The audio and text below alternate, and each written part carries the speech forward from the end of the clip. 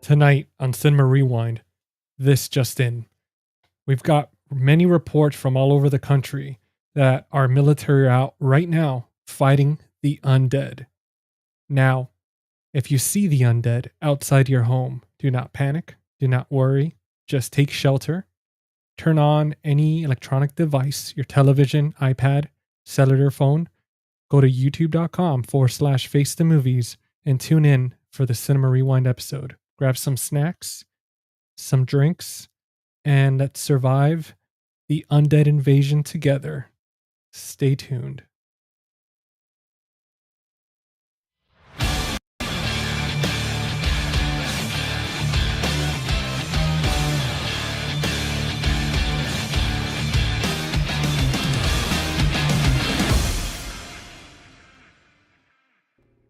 They're coming to get you, Barbara. Stop it. They're coming. Look. Look, there's one of them now. He wants you. He knows we're here. It's too late now. There's no escape.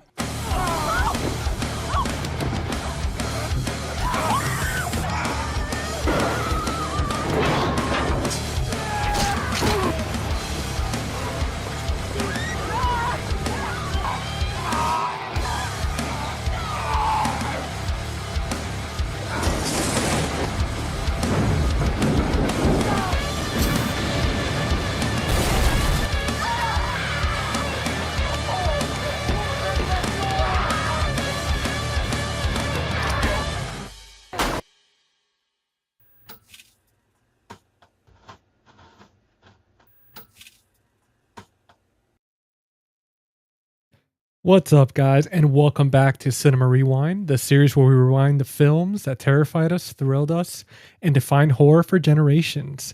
We're digging up the dead tonight, and they're hungrier than ever with the 1990 remake of The Night of the Living Dead, brought by George A. Romero's classic. Back to life and updated effects, new characters, and a whole new take on a survivor horror. I am GC, the host of Face the Movies and the Friday Night Fright Night podcast. This is episode 15. So as I mentioned, we're returning to the grave to discuss the 1990 remake. Very controversial movie. Some people hated it, some people loved it, but tonight we're going to figure out which one's which. With me, as always, are my co-hosts, Jordan from the Movie Den, not to be mistaken by the Movie Room, and Steven from After Hours Video. And tonight we're joined by a very special guest. You've seen him before, Kyle from Kyle's Movie Collection. If you watch the Criterion Roundtable, he was a guest and awesome dude. So excited to have him on here and talk all things the undead. So guys, thanks for tuning in and hanging out with us. Let's dig in.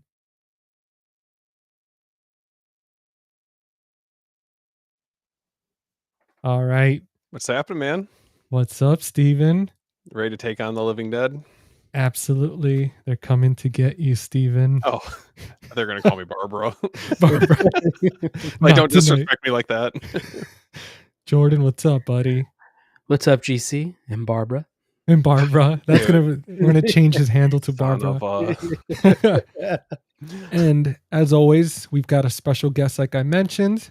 Kyle, welcome aboard, brother. Hello, happy to be here. Dude, so excited to have you on here, man. Now, let's go ahead and jump in here. Let's go ahead and check the chat first before we get started. I do see we have our usual Pee-Pee Dangler here. What's up, brother? Dangler. What's up, man? Thank you for joining us. Pre-ordered already. Awesome. You should be getting your purchase, I think, by next week, depending when you ordered it. But it should be coming out next week. I'm so excited. Yep. It's going to be awesome. We got Alexander. Hey, What's up, Alexander. Thank you for joining us. No. Alexander's infected, guys. We've already got it. Alexander says, This remake is one of my favorites. Barbara is less passive compared to the OG and so badass. Oh, absolutely. We're definitely going to talk about that. And now I do want to do a quick synopsis for whoever hasn't seen this movie. Yesterday was my first time watching it. So I'll update you. Nothing much has changed compared to the original, but this movie was released in 1990. Night of the Living Dead is a modern remake of the George A. Romero's groundbreaking, 1968 film, directed by Tom Savini, the legend himself, and written by Romero himself. The film updates the story for a new era while keeping its claustrophobic terror intact. The movie follows Barbara, Patricia Tallman, who finds herself trapped in a farmhouse alongside a group of survivors as the dead rise from their graves. Among them is Ben, which played by the great Tony Todd, a strong and resourceful leader, and Harry Cooper, which is played by Tom Towles, a stubborn survivor who clashes with the group. As tensions rise inside the farmhouse, the horde of the undead grows outside. The film explores themes of fear, survival, and human conflict. A little bit of human stupidity as well, with shocking twists and a bold new ending that sets it apart from the original. Now, spoiler warning, from this point forward, we'll be discussing major plot points. So if you haven't seen the new one and you do want to check it out, I'd say pause it now and come back to watch the recording. However, if you've seen the original, it's pretty much nothing too much changes, obviously, except a modern take, some different actors. But there are going to be different character arcs and an ending of the Night of the Living Dead. So if you haven't seen it yet, again, pause now. And if not, please don't get mad at us because we're about to spoil the hell out of this movie. Now, as always, I want to start us with a nice little icebreaker. We're going to start with the fun one and then jump into the serious one. And Kyle, I'm going to start with you, brother. You're our honored guest, so I'm gonna hit you with this one first, and we'll go around the horn. Okay. Are you ready? Mm-hmm. All right. Now, if you were trapped in that farmhouse with us, who's the first person you'd be throwing outside? Kyle, be cool, man. I don't know. That's a hard one. I feel like the right answer would be I would sacrifice myself for the betterment of the group, but I don't know. You're a noble man, sir. You are. Now, Jordan, who are you sacrificing? Ooh. Who do I think can put up a better fight? GC or Steven or Kyle? That's a good question. I'm gonna go with man, I don't know what to do. I'm gonna go with GC. Sorry, you're going. Damn. You sacrificed me. I'd have to sacrifice you because Kyle, you seem smart, you know what you're doing. Steven, you've seen so many of those so many movies, especially the old giallos and all the different zombies. I feel like you're smart enough to fight off and know what to do. I'm well equipped. And GC, you're the weakest link. I'm sorry. You know what it is? I know what it is. It's because of old age. He saw some of the grays, and he's like, "Don't worry, we'll take care of." Look, he eventually was going to go first anyway. So, damn. No, Damn. I had to pick GC just because I had to pick somebody, and I didn't want to go out this time. You know what? I respect it. What about you, Steven? Don't worry, guys. I'll take him on myself. I got you guys covered. What a noble guy, you know. Jordan. I'll try to get. You guys are so nice. I'll try to get us like a truck or something. Get us out of here. Man, who would I sacrifice? That's gonna be a hard one. He's gonna be like Jordan. No, it's a hard one because true. It's like everybody in here has the knowledge of the undead, right? We all have the experience. I will say though, I might have to pick Jordan, and the only reason why, it's because I don't know. You know what? His favorite horror franchise is Halloween. And if he would have said Nightmare on Elm Street, it would have been different. But I don't know. In all actuality, I'd be fine running out there because just like Barbara, she's like, just go out there. Like, yeah, they're walking. They're fine. Yeah. No, and this scenario is funny because it's true. It's like nobody really has to be sacrificed. It's not like 28 days later. It's just more of they're kind of just wobbling around and we could just run around them. But it's always funny to throw stuff like that in there. You slip up, man, they'll get you. They will. And now True. I'm going to throw in the serious question. Now that the room's divided, does the 1990 remake add anything to the new Romero's original, or does it weaken the legacy? Kyle, we'll start with you once again. That's a great question. I don't know, because I still don't know how I feel about the 1990 remake. So I wouldn't say it weakens the legacy, but it wouldn't, like, it also doesn't, in my opinion, doesn't add anything. It's just kind of like a neutral, at least how I see it. But yeah, no, that's a good point. It's true. It's like kind of just balanced. Like it changes nothing. It doesn't worsen anything. It's there. It exists in that universe. What about you, Jordan? There is something I think it's hard because I think the original is my favorite out of the two. I think it's, a perfect film. But when I watch it, I remember I enjoy the added gore effects. I mean, Tom Savini, it's his film, so it's going to have that. And I do appreciate that. And that's definitely a departure from, Romero's version of the film, which was even them walking around. I mean, you didn't see anything. They really didn't do a lot to them. And this one, them just walking around, they look disgusting. There's definitely some added effects there, which I do appreciate. But I'm kind of on the same camp as Kyle. Like, I think it's kind of its own thing. It doesn't really add or take away. The only thing I would say is I do appreciate the added effects to it. Yeah, absolutely. And what about you, Steven?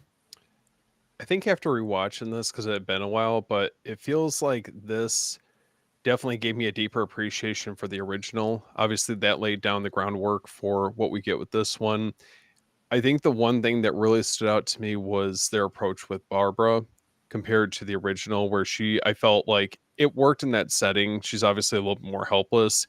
In this, like by the end of the movie, she's like very like weathered, seasoned when it comes to like her experience. And kind of going back to what Jordan was saying, that Savini, being behind the camera definitely takes this like up a notch as far as like the gore and the special effects. So I think, like I'm a sucker for anything that Savini does. So maybe that's me being a little bit biased, but I can really appreciate this on its own. You're a Savini whore, just like us. First you call me Barbara, now this. God, 2 insults. It won't be a third. No, I mean, you know what? I agree with all you guys when it comes to this remake. Yesterday was my first time watching it.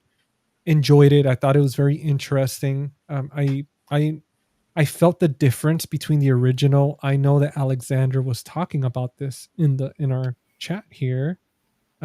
Alexander was saying it's a better version of the film, where I will never be a fan of the way female characters were written in the older horrors. So the 90s gives us a less helpless, reliable Barbara plus Tony Todd.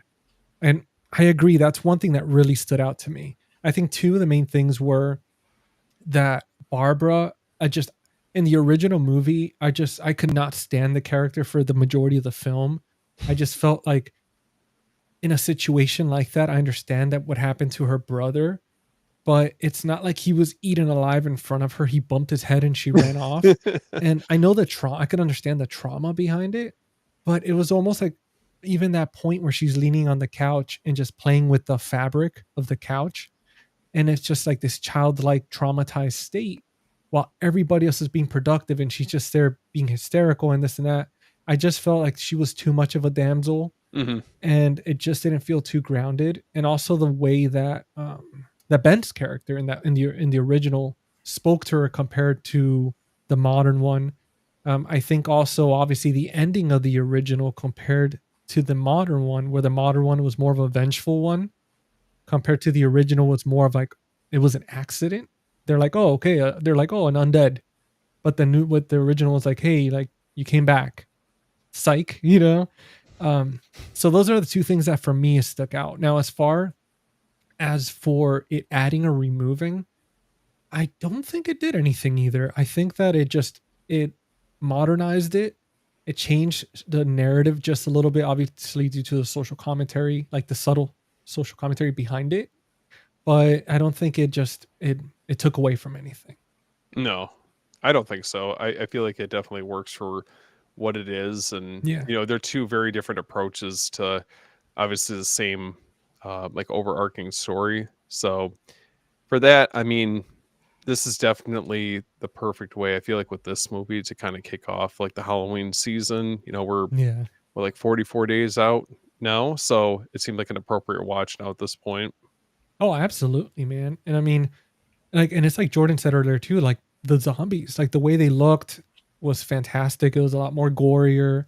Obviously, we have the great Tony Todd, which is just such a legend, man. Like he did such a I had no idea this film existed. I was telling Kyle behind the scenes and getting to watch Tony Todd in action, like being young and seeing this movie was like, damn, this was a really cool experience. And it's like, yeah, because Alexander was like, it's my first time. I know I'm letting everybody down in the community tonight. I'm sorry, guys. Did it meet your expectations, GC? Like for what you were thinking? Dude, actually, so I went in expecting it not to be great based on a lot of comments of people saying that it wasn't the strongest and all that.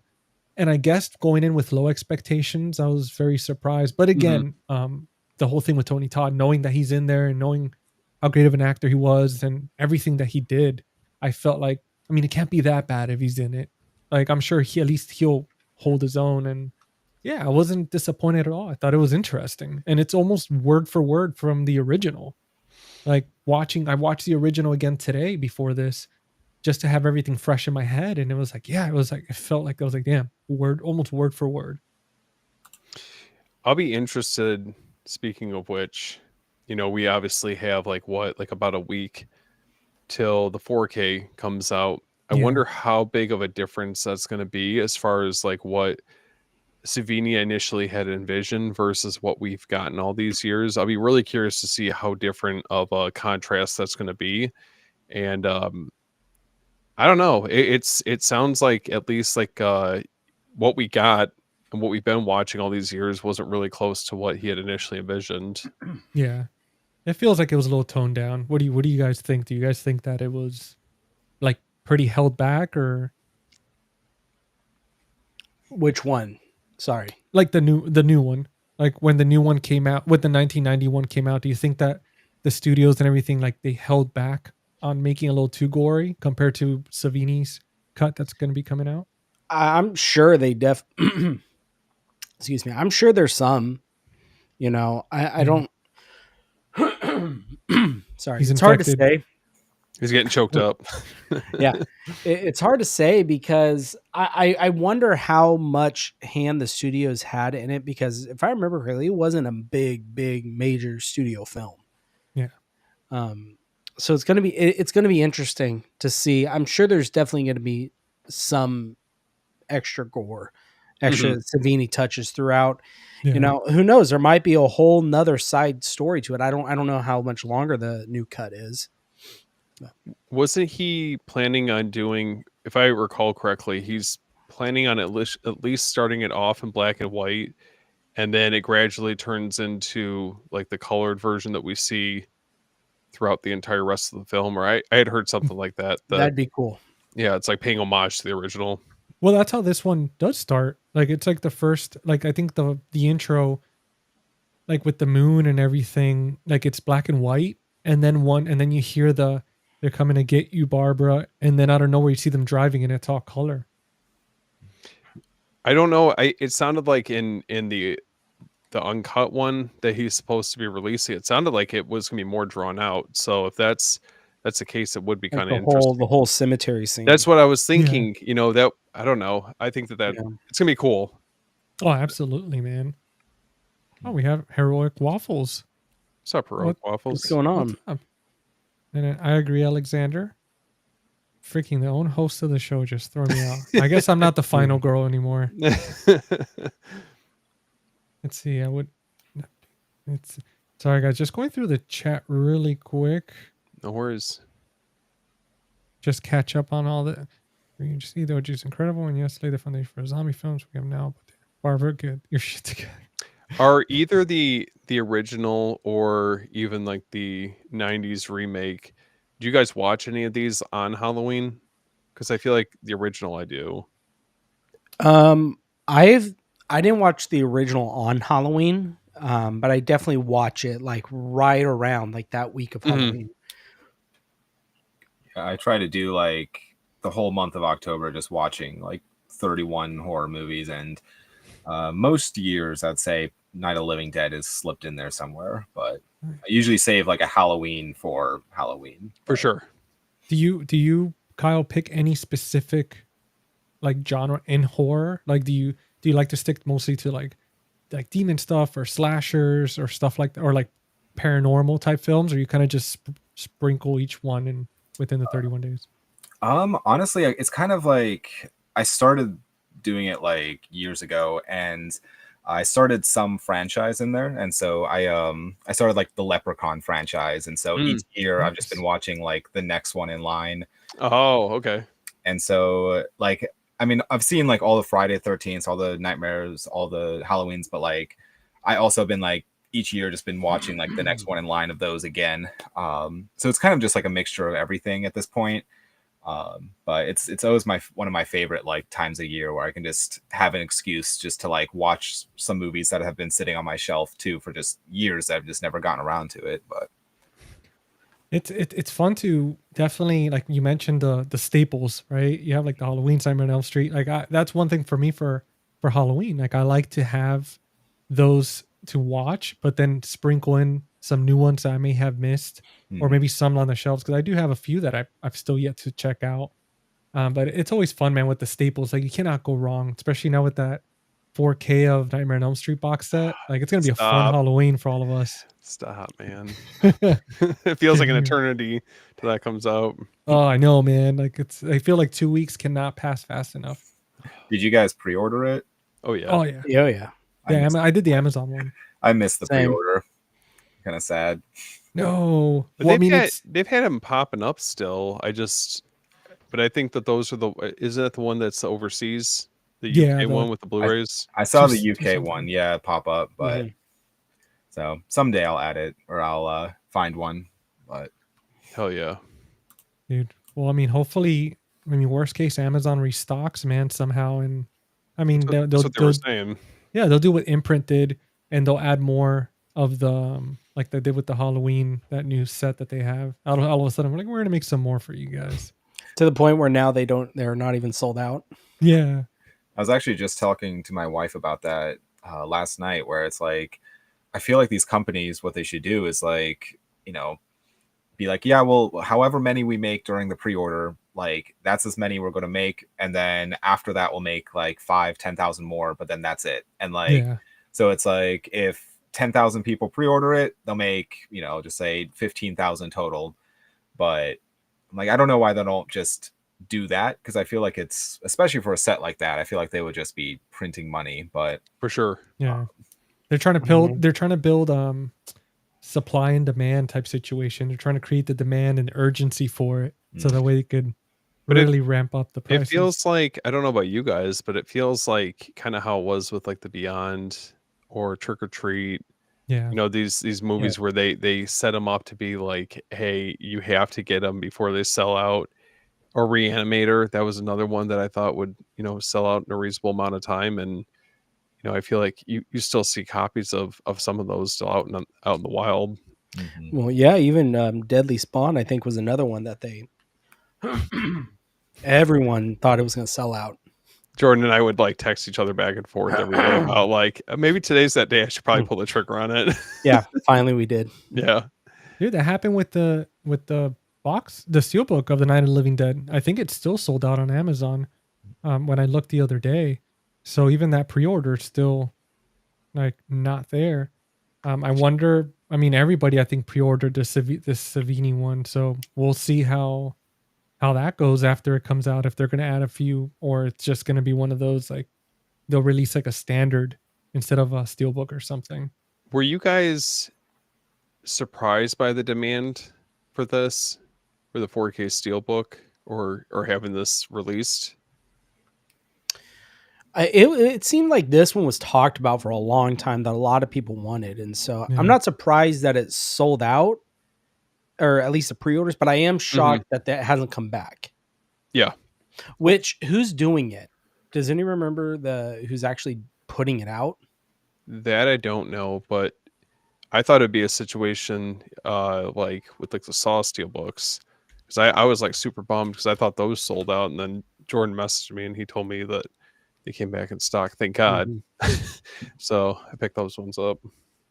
Yeah, I'm checking now because I know it was a studio release, but because for some reason I thought it was Sony, but I probably am PP incorrect. Dangler says Sony. Yeah, thank you, PP. He's our guy in the chair. Yes. So if in that case, I feel like they're going to print more. If it's a big studio like Sony, I would think. I mean, it would be smart for them to do it. Yeah. Oh, Kyle, look at that. He says that the nose set is still available for pre-order. I'm surprised on it. Well, PP, are you in? Wait, but is in he the US? talking about the steelbook or the standard? Yeah, because there's a standard set. Oh, yeah, not okay. steelbook. Yeah, he said I got the Amazon limited box set pre-ordered big month. Oh, absolutely, big expensive month. I don't even remember. Amazon they don't charge you? No, they don't. Okay, nope, not until they ship. I thought so. So you guys better make sure there's room on that card here in the next couple weeks. Jordan, I'm just going to use yours as the backup just in case. Yeah. Yeah, I wanted to touch on this question that Acres of Movies sent because I thought it was interesting. Like, I wanted to hear who you guys would pick. But like Kyle, Ooh. who would you pick to play Tony Todd's character in like a modern day Night of the Living Dead? That's a great question.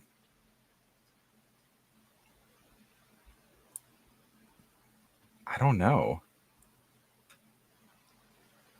Yeah, it is a good question. That's I'd have to think about it. I don't know. We'll have to. All right, so we'll circle back. Yeah, because it is one. Actually, I think I have somebody in mind. I have two. Yeah. Who do you got, Jordan? I'm gonna be terrible at pronouncing their names. Oh, the first one, first one, I think he played Candyman in the remake. Oh, that's a good one. Okay. Yahya Abdul Mateen II. I think he'd be really good. But also the guy who plays Tracker in John Wick 4. His name is Shamir Anderson. And he's the guy, if you guys have seen it, he runs around with the shotgun, has the dog. Yeah. In the film, and he's clears the house with that really cool like over the head shot, and then he takes his backpack and becomes a plate carrier. So I think one of them two would be pretty good at it. Dude, those are two great choices, especially the first person you mentioned. I'm not going to butcher his name, but like it's kind of cool that he plays Candyman. You know, continues to thought about legacy. Him. Yeah, and I love that, dude. That's a great choice. What about you, Steven? I don't know why the first person I thought of was Daniel Kaluuya from Get Out. Okay. Oh yeah. I thought he would be, he's definitely, familiar with horror, so feels like it would be a good fit. Yeah. He has that he has that intensity. Like he could definitely pull that off. I mean, even Nope I feel like would be kind of, within the confines. I mean, that setting is set within the home, so it feels like, it could be kind of similar in tone. One person I was thinking of, this is the only person that popped in my head immediately was, which I'm probably going to butcher his name, Mahershala Ali. Mahershala Ali. Oh, yeah. Jurassic Park Rebirth. Good. Yeah. He's amazing, and I feel like he would crush this role. Blade. Yeah. Recipes. The new Blade. Yeah. Or you could get, if you want to get them all, roided out, looked, and big, beefy. Jesus. No, what's his name? Winston Duke. Winston Duke. Oh, that would be an interesting choice. Yeah. He's just this behemoth of a man. Yeah, he was. His first role, he was in Black Panther as M'Baku. Mm. And then he was in Us too, right? Yes, maybe. But he, you know what I- it is? He I looks don't know pretty why young. he's funny. Like he looks very like I'm looking at his pictures and he looks very like I don't know. He doesn't like he looks very young. Like he doesn't have that face like he's like survived through a bunch of stuff. I don't know. Like I guess probably these pictures because he looks well put together with like the clean beard and Yeah. everything. But I wonder if they had him kind of all like he just drove in and fought off a bunch of zombies or Mm. something. Yeah. Let me see. Do you guys have anyone in mind? Yeah, let it. Oh wait, somebody. Alexander said love Winston Duke. Oh, he said she will tell I can never Oh, say Pro for his name. Doctor or Aaron Strange. Pierre. Yeah. Or what's the dude's name? He's British. Idris. Idris Elba. Idris Elba. Elba. Yeah, he would be pretty good. I feel like he would be a little too intense. I don't know, because he always comes off as very militant. But I don't know, like it's hard because I would want somebody to play that character where he doesn't look like he knows too much of what he's doing, but he knows Mhm. enough to survive. Mhm. Like it doesn't look like it would be easy for him. Like I think Tony Todd played that pretty well, where he was like a normal guy, but he had pretty good survival instincts. Yeah. What about Kristen. you, Kyle?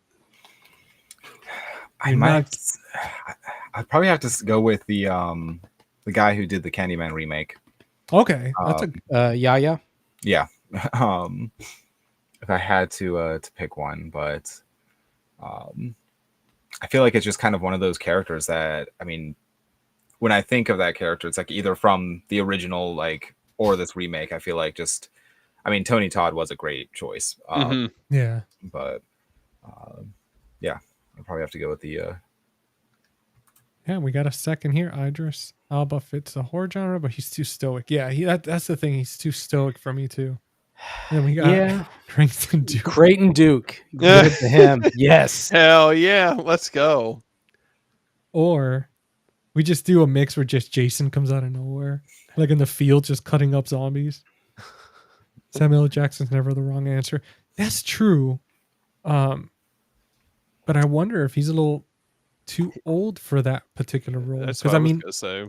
yeah, because the last two movies, I mean, the original movie and then the 90s one, they're both characters are fairly, like, very young. So I feel like Samuel L. Jackson will be like, we got these motherfucking zombies in this motherfucking field. Oh, you know who you could get is Marlon Wayans. Oh, He's coming hot off of him right now in that horror film. He's, he might that be able looks to do like it. that looks like a good movie. Like I'm seeing that. I mean, and not to sidetrack from Night of the Living Dead, but like I saw that trailer in theaters, and I just never seen that side of him. And when I Yeah. saw that, I was like, this dude has range. He sold it, that Yeah, role. like why has he not been doing stuff like this? Like I mean, he kills it in Requiem for a Dream. He does Oh, yeah. fantastic in that role. And it's like I feel like why was he always in comedy? Because he's just like Adam Sandler, where Adam Sandler has range. It's just obviously comedy's a comfort zone. Yeah. But it's incredible. It's incredible to see those transitions in this day and age, man. Like seeing that trailer, I cannot wait to see that movie. Put Kevin Hart in the role. Kevin Hart, he's just jumping around like The whole time, yeah. I don't know how I feel about that. the camera's panning to him and everybody else you just see their chest. That's hilarious, man. I love that. It's funny. That's so Yeah. funny. Yeah, he was saying he got typecasted with his own production company too. Yeah, that's true. Yeah, Kevin Hart yells too much, Yeah, man. that was a joke. What He's about gonna- Barbara? If you were to recast her, Ooh, Barbara. Anya Damn. Taylor-Joy. oh, that'd be a good one. I don't know. Trying to think of a blonde. You pick Margot Robbie. I was just gonna say Margot Robbie, dude. Really? I'm not even kidding. Yeah. I'm telling you, we're right here, man. We're right here. But I feel like was it Patricia Tallman who plays Barb in this one? She's more like she doesn't look. I mean, she's I think attractive in her own way, but she's not like a model. That's Florence Pugh. I would take That's that, a good one. especially after oh my god, Oppenheimer. Yeah, Dude, I'd pick Britt Marlin. Sydney Sweeney. Britt Marlin would be amazing for this. If you guys are not familiar, definitely check her out. Like, she's done so many good movies, and I feel like she would probably crush this role. Sydney Sweeney would just be to sell seats. Eye That's for sure. candy. Yeah. Oh, Samara Weaving. I think that'd be a good one. Samara Yeah. Weaving. That's a good choice. Dude, I'm on board for Florence Pugh. Living Dead remake was my intro to Romero. That's awesome, man. Okay. Now, are you talking about, Joe? Are you talking about the original or this one, the 91? Probably That this was one. your intro. I would, yeah. It would be this. Okay. Which, I mean, I never thought about it that way. Maybe for someone who hadn't seen the original, and this is a gateway into getting into not only Night of the Living Dead, That's true. but the other, the rest of the Dead trilogy, Romero's other films that he's done. I mean, Yeah. The Dawn of the Dead, the remake for me was my entry to Romero. At least being aware of Romero, because I'm sure I saw his stuff before and I didn't realize until seeing it. I was like, wait a minute. Mhm. And then just I don't know where, like, I start seeing the math over my head and I'm like, oh crap, is this guy? Right. And talking about like remakes and stuff like that, how did you guys feel as far as for the gore and the effects in this movie, right? In the 90s remake? Did you feel like it really enhanced the story, or it was like a subtle improvement compared? Because I know, Jordan, you were saying earlier that you enjoyed the creepiness of the zombies in this one. I enjoyed his take on it. I thought it Same. was an interesting, and it's kind of the natural progression of where you're going to go if you're going to remake this film. Yeah. What about you, Kyle? What do you think? I liked the the little added amount of gore. I definitely think, I mean, I guess we'll see in his cut, but some of the gore effects, I feel like it could have been turned up a little bit more. And I don't know if that was just, the studios or whatever, but I mean, for instance, like some people like getting shot, it was just kind of like, you kind of saw like the bullet hole, but then that was it. Yeah. And like there's one distinct shot that I remember in the movie where it's like it's shot from the like back of the zombie, and somebody shoots it in the face, and you kind of just see like a little like hole appear kind of in their head. But I feel like if that was like a more modern, the gore would be ramped up a little bit more. But overall, I thought that I feel like it doesn't add a ton. I mean, I will say, like, I like this remake, but I don't love it, especially if I compare it to the Dawn of the Dead remake, which I know is not quite fair, but I definitely have a soft spot for the Dawn of the Dead remake. And yeah, I don't know. I think it's just kind of there for me. It's just like another movie. I'm also, I should say, I'm not like a diehard Tom Savini fan. It's not that I dislike him. I just, he's not one that I'm like, I love everything he's made. But Steven, cover your ears. Would you take him or Nicotero? What else did he make? Well, Nicotero's done a lot of The Walking Dead, I know. Okay. He's the main effects guy. He's directed a lot of episodes of that. I'd have to see what He else did Day of the Dead. Oh, yeah. Okay. That's a hard choice, man, because I mean that makeup was fantastic.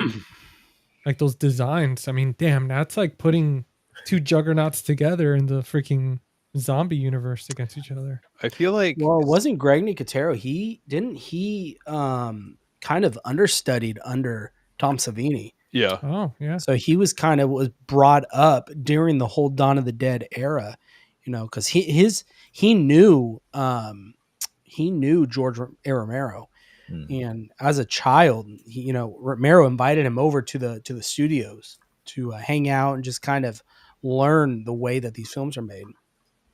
If you look, Dude, that's pretty cool. I didn't know that, man. Hell yeah. Greg Nicotero's his list of work that he's done, I'm going through it right now. It's just I was looking insane. at too. Yeah.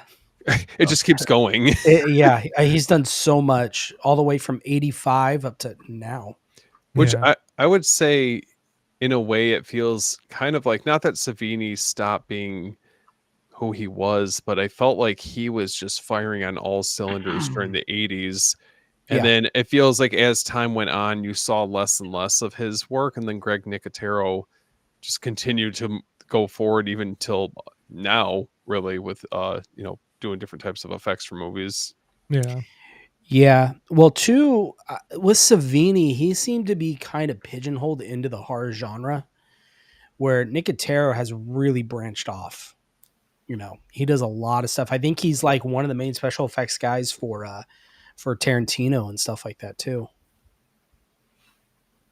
Yeah, if you look at, I'm just going through Savini's work, and then it felt like mid 90s was when it became more sporadic. But then if you go back and look at like the roles that he's had as like either a cameo or an actor, I felt like that's really where he started picking up more roles. Yeah. Mm-hmm. Yeah, that is true. I mean, that's when you started noticing him a lot more. You have like not Dawn of the Dead, From Dusk Till Dawn and Sex Machine. I never realized how many appearances he makes in various movies. And it's always, I mean, even movies I'm discovering for the first time, I see him show up. And I'm like, that's crazy, man. He was all over the place. Yeah. He was fun, dude. He always played fun, like, characters. Like, just random characters all the time. He's a little bit different in person. Well, you met him. Did you? Yeah. That was at one of my first conventions. I mean, he's really nice, but not very talkative. Like, I feel like you kind of have to talk to him about certain topics that he really enjoys, but I don't know. I think just the experience of being able to have a chance to meet him, like, that's, it is what it is, I guess. Just shake the hand of the guy that really helped design. For sure. For I was so nervous. You're like standing, you're towering over him. Because, dude, I know you're tall as hell, Steven. We're like around the same height. Mm-hmm. So you're just like towering over and you're like, I love your films. He was sitting down. Obviously I'm not expecting him to get up, but I just took a picture next to him and that was it. I was like, okay, well, stand up and shake my hand. I know.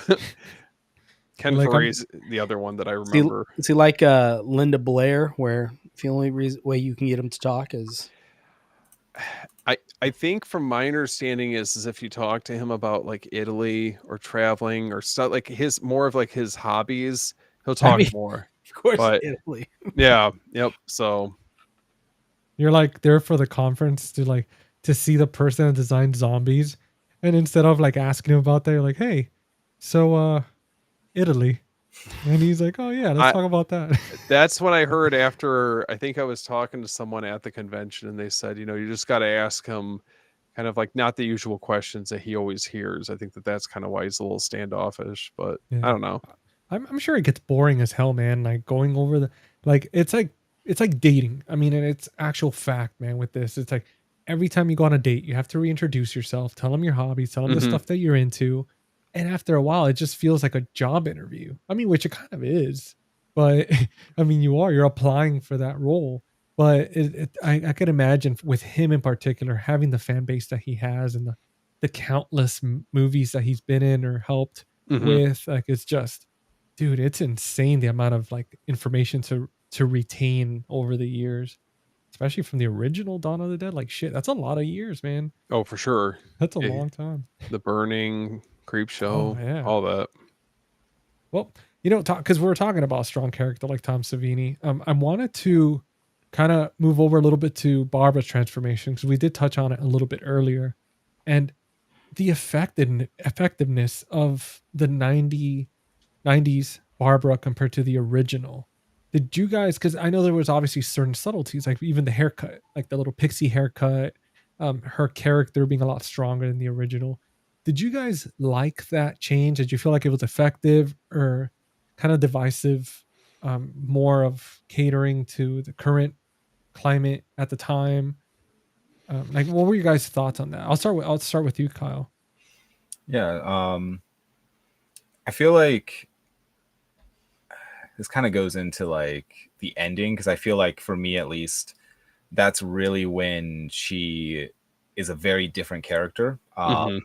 For like the ending of the remake versus the ending of the original, because for the original, I feel like the ending is just like a very like bleak ending, and it just kind of leaves you on like this kind of like a sad note, of just like a hopeless note in a way.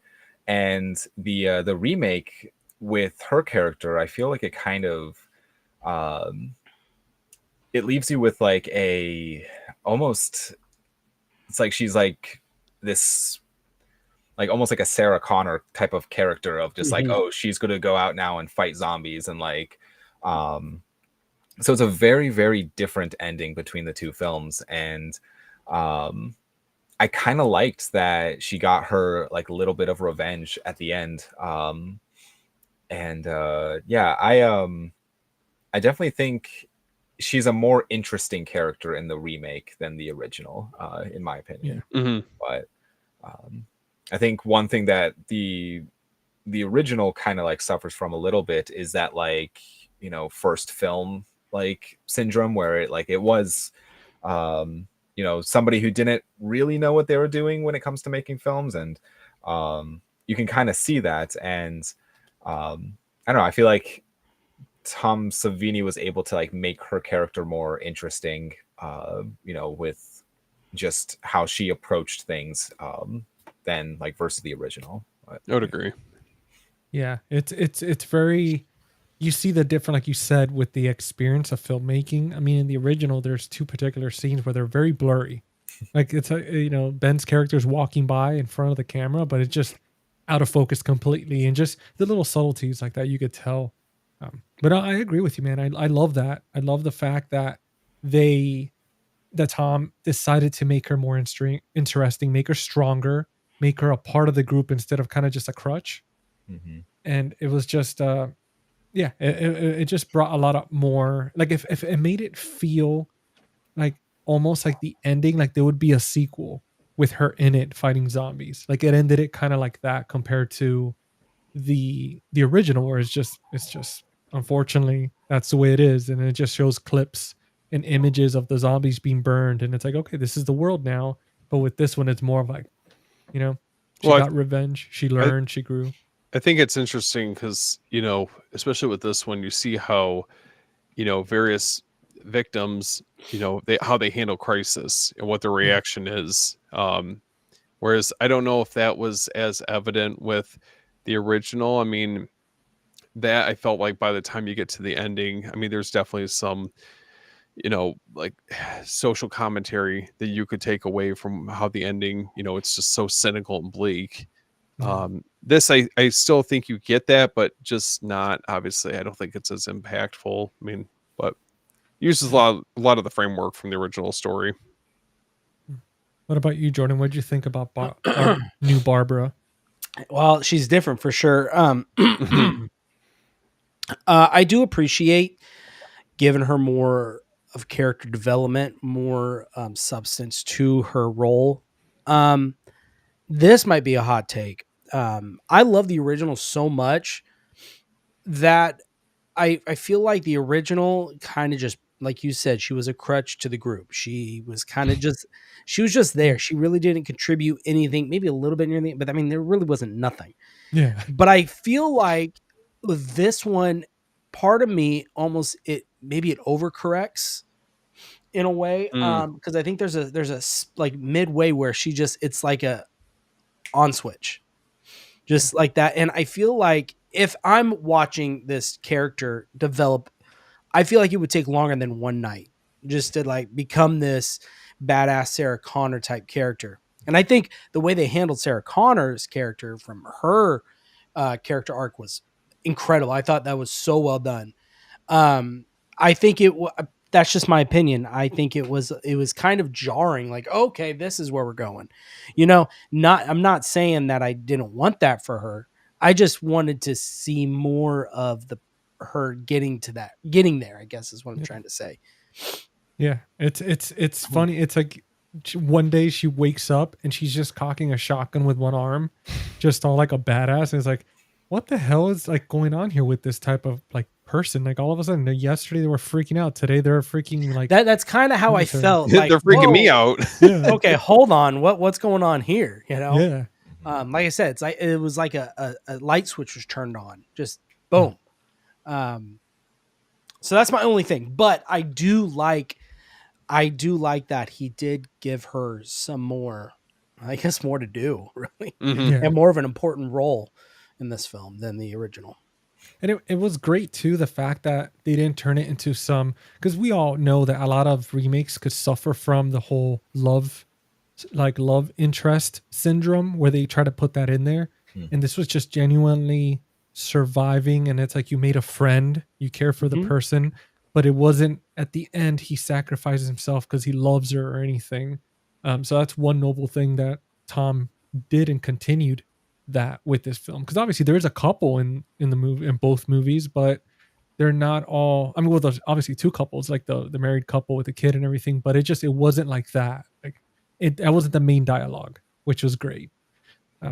But that I love that what you said about the whole Sarah Connor thing. Like I feel like that should be studied, unless they already do that in film schools, where it's like how to gradually, grow a character and develop them throughout films instead of just rushing it. And I'm wondering if Tom Savini's cut, it might show more of her development, or Maybe. just I hope so. because that'd be cool. Like if they add an extra, even 10 or 15 minutes could definitely make wonders for a film, for a character. Yeah, I mean, like I said, I think where she ended up was great. Yeah. She just it seemed like she became war torn overnight, which was kind of weird to me. Yeah, she's waking up and she's like, all right, let's kill ourselves some zombies. It's like, what the hell? You just lost your brother a few hours ago. And she's like, what brother? Come on, brother. Yeah, I will say that, like, at least in the remake, it did kind of feel like it was just like daytime, and then it just like cut, and then it was just all of a sudden night, and it just felt like, I'm like, well, what happened to the afternoon? It just kind of disappeared, which I get they can't show an actual, full day, but yeah, I do feel like it just kind of like that. I mean, what you said about like the switch of just like, it kind of just feels like there is like a part of the movie kind of like missing almost. Yeah, it does. Exactly. But yeah, I'm hoping, man, that the Tom's cut, it's gonna explain that somehow. I mean, hopefully it's not like a gimmick where they're like, okay, here's the uncut version, here's 5 minutes, and it's like a some random scene of some zombie herd just wandering around in a field or something for like 5 minutes. It's there you go, guys. I think some of the gore, if I had to guess, is probably gonna be added back in, and then maybe some changes to what we were speculating earlier about maybe that opening cemetery scene could be in black and white, and then eventually gradually transitions over to color, like we see the rest of the film. I want to see more of the explosion shot. Let's see the aftermath of that. Oh my god. God, that scene where he shoots the freaking, oh my god, I've seen crazy stuff in movies where I think to myself, don't do that, but this one took the cake. It's like, how do you freaking, like a shotgun, or like how do you freaking shoot like the gas dispensing? How do you rationalize that? Yeah, here's what I'm gonna do, dude. Like he could have freaking used like the end of the gun and just hit it a few times. Just like in every other movie when they break locks that way, but for some reason with this one, it's like, let me just shoot it and just blow ourselves up. Like at least the original made more sense. Like the original, he shot it, but like he did it in a way where it's like, okay, he's not shooting like, like a bunch of little rounds going everywhere. He shot it at a different angle. And then even when he tried to put out the fire, like you see him trying to put out the fire and all that stuff. But in this one, it's just straight up like blow ourselves up and that's it. It was rushed. It felt like he secretly wanted to get out of there. Yeah. He's like, that's it. I'm done. Dead is better, I guess. Dead is better. There we go. Well, now that we talked about Barbara's character, right? I want to jump into Ben. Right? Again, played by the iconic Tony Todd. Mm-hmm. How did you guys feel that he stacked up against Dwayne Jones' original performance? It's two different performances. Like that's the thing you have to take into account. The original, which is more collected, more calm, and then you have Tony Todd, which is a little bit more angrier and kind of more like rushing and like He's like short tempered. I very don't know. short, yeah. Tony Todd didn't straight up smack Barbara in this one, so That's like, you know what I mean? Well, I mean, but the original though, the character, I mean, Barbara does slap Dwayne's character. Well, Ben in the original, so she kind of slaps him, I think, and then he slaps her back to calm her down or something. It wasn't just. I don't remember it being just like random, like "calm down, woman." Like, Yeah, I think they both stand on their own. You know, Yeah. for Dwayne Jones, I feel like was groundbreaking at the time. You know, how do you top that? You know, I feel like in a lot of ways that he led the way for, you know, any African American actors that are in horror. I mean, just because of his resilience and him being, you know, the protagonist and, you know, just the survival instincts that we're getting with his character. I like his character a lot in the original. Mhm. And then, you know, of course, come on, like how can you argue with Tony Todd? You know, that's he's true. given us so many iconic performances.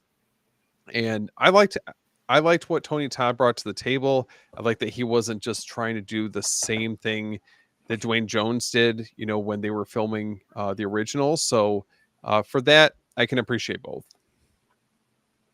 Yeah, I agree with that, man. Like they both brought their own spin to it. I mean, obviously, the thing is too with the original was different times, you know. Mhm. And for Dwayne to have the amount of dialogue, I mean, I felt like watching the original was just Dwayne talking through the like majority of the movie, and then just Barbara just kind of sitting there staring at the flowers type situation. And then this one, it's like you have Tony. I mean, Tony Todd, like standing out and just like killing it. You know, he's just he has his character and it's and then he's doing his own thing. He's not trying to stick to the original kind of like, okay, let's survive. Mhm. And he's just very like I don't know, even physically, the way he acted in this role, you see the intensity, him sweating, his just like urgency, even in the eyes. He's like constantly like, we got to figure this out. Compared to Dwayne's just very relaxed. He's like, all right, we got to board up these windows. All right, help me find a key. Help me find some nails. What did you guys think about the rest of the cast? Did you guys feel like the supporting cast was dramatically different? Well, I could not stand a couple characters. Obviously, the main dude who is kind of I guess, the antagonist of the film of the group. Can't stand Harry him, but Cooper. Yeah. I think her name is Karen, the girlfriend. Oh yeah. Oh, Gosh, yeah. that screaming. Yeah. That just drove me nuts.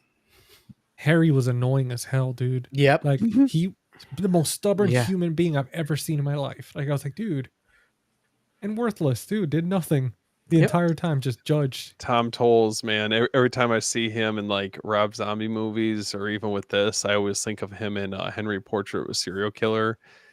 Just such a grimy movie. Oh gosh, that movie. Yeah.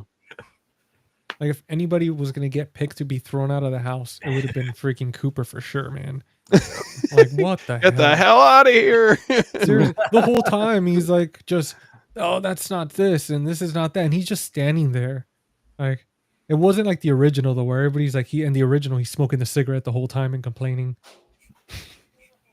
I felt like the original, that's what it was. It was like one big cigarette ad. I don't know about you guys, but It was I don't know. I mean, I definitely remember. So like Harry Cooper, I mean, he was kind of obnoxious in the original, you know, Yeah. just was yeah, his approach to trying to survive was very different with him, his wife. Obviously, they have their daughter that's down in the basement. Um, it just seemed like very disconnected from how most of us would try to react to things. You What know? do you guys think of how Savini handled his daughter that whole sequence compared to the original?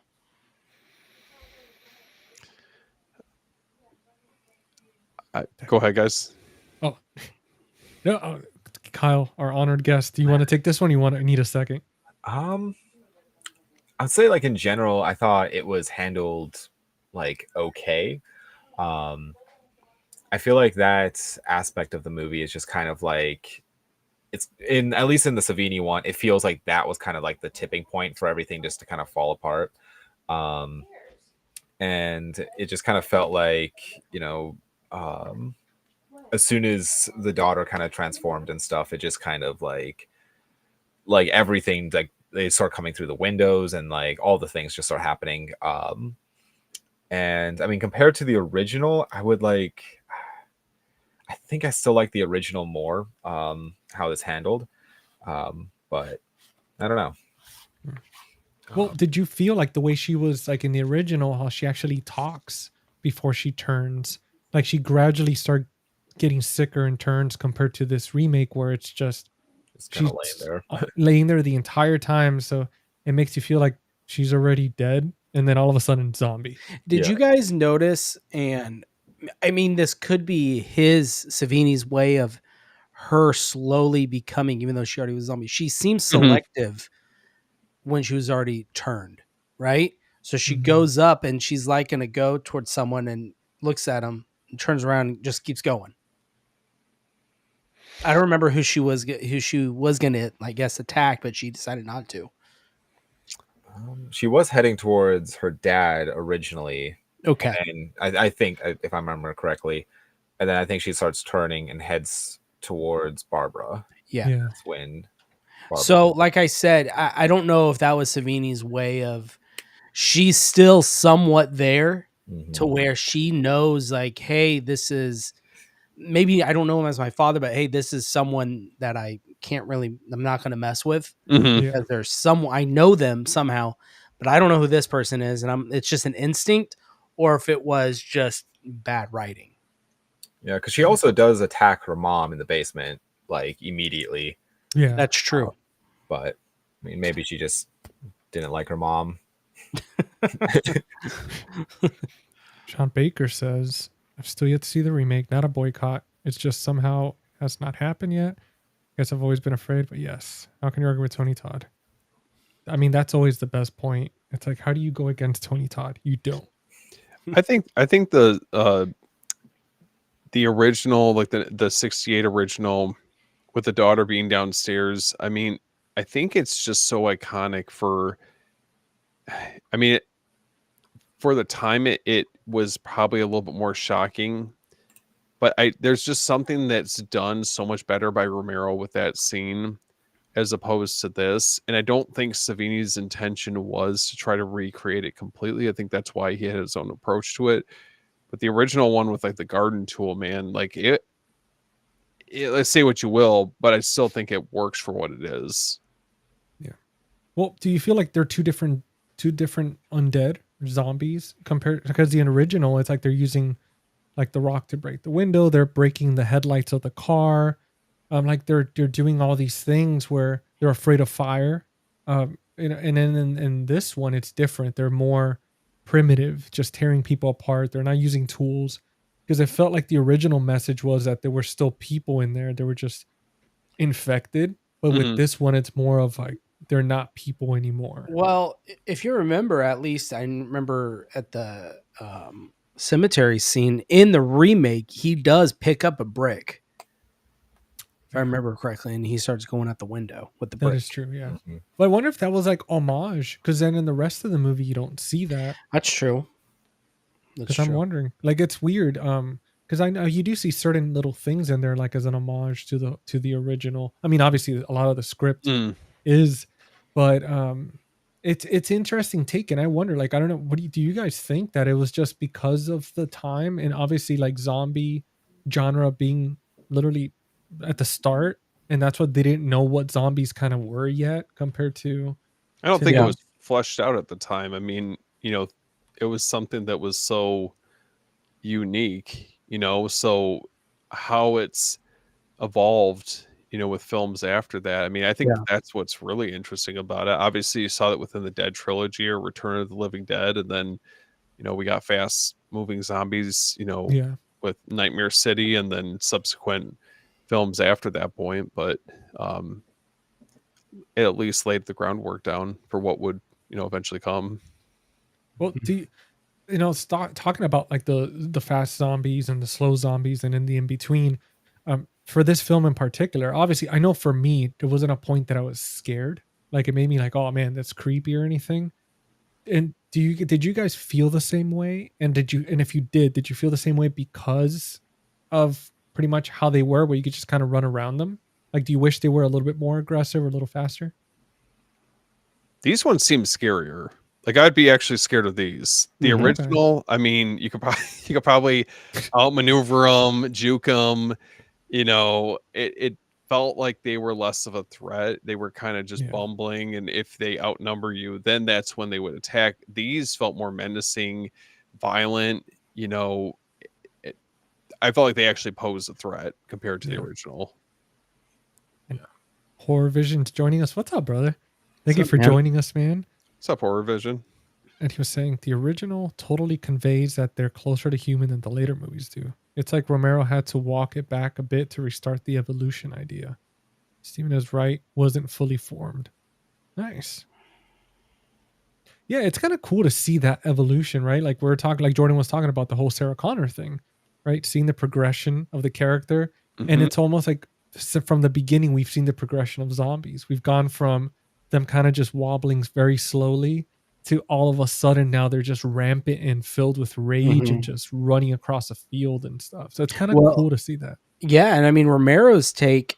I mean, there were zombies, I guess, before. I mean, it was kind of the voodoo aspect before Yep. that, and Yeah. you know, now I mean, his version was the true dead coming back to life, true undead. So yeah, it was very early on in the whole iteration of what we know today as a zombie. And we got Keith Cook here. Welcome, Keith. I don't think What's up, I've Keith? seen you on here before, but What's going yeah, on, man? the first zombie movie was 1932, starring the legendary Bela Lugosi. And then he was asking Keith, because I did see your question on here, Oh, with White Zombie. the Mario. Mario Bava. I'm assuming that's what he's talking about. Yeah, I was like, I don't know who Mario Obama is, but I was like, I don't know. I'm not Mario too- Obama. GC's like sounds like someone I would want to get to know. And we got the other Steven. What's up, Steven? brother? What's up, man? Steven the Steven. Two Stevens make a right, I would say. But I've been dying to watch Alien Earth. Again, dude, every time I plan to do it, I don't get around to it, and I'm jealous every single time that I'm missing it. I wanted to go back to Keith's question about the Mario Bava. Just let's be clear, I'm bitter about it. I'm mad. No, come on. I am. Yeah. I mean, come on. I Give him have hell. it, obviously, but Show the people; they don't believe you. A little bit closer. Get a little. hold on. Give the people what they want. Hold on. A little room tour. I've actually been Little- curious about this set myself, so Oh, here we go. It's nice. I mean, it is nice. Why the hell is it dusty? Yeah. It's because I have dogs, all right? Why am I seeing a little dent in that corner there? Because I got mad and threw it. Oh, just kidding. Oh, yeah, this one right here. You just got a Um, brick to it. Yeah. See, I mean, so Ooh. what does irritate me, what I was saying is that it literally the next like month after this got announced or released, came out, like the next week they announced Black Sunday on 4K, and then Severin turns around and announces Bay of Blood 4K. So I'm like, come on, guys. Of course. But I'm more Then Arrow willing. now, right? What's Wasn't- that? Wasn't Arrow the other one who announced Bay of Blood? Did Arrow do it too? I think so. Yeah, that was the yeah. So Got well, double team. I would rather double dip on Bay of Blood with Arrow or Severin than Black Sunday with Scream Factory, just because I'm not giving them that satisfaction. I'll give it to exactly. him. I still have like the old school DVD box sets, like those like really old ones, but I've yet to watch most of the movies in it. So Yeah. It's I think the box set is worth it if you're not too caught up in it being on 4K. I was under the impression that I didn't think that they would be because of the licensing issues that they have all tied up with the Bava films. So I just remember hearing the fact that we got Blood Black Lace on 4K was kind of a long shot to begin with. So, I, I don't know. I'm kind of besides myself with the fact that they're all coming out in 4K, I guess now. How would you guys feel? Because we're talking about box sets. How would you guys feel if they did a whole like Tom Savini box set? That'd be a big box set. But like I That'd mean, be a maybe not. chunky box set. Yeah. Well, let's say like the main staple, like the main.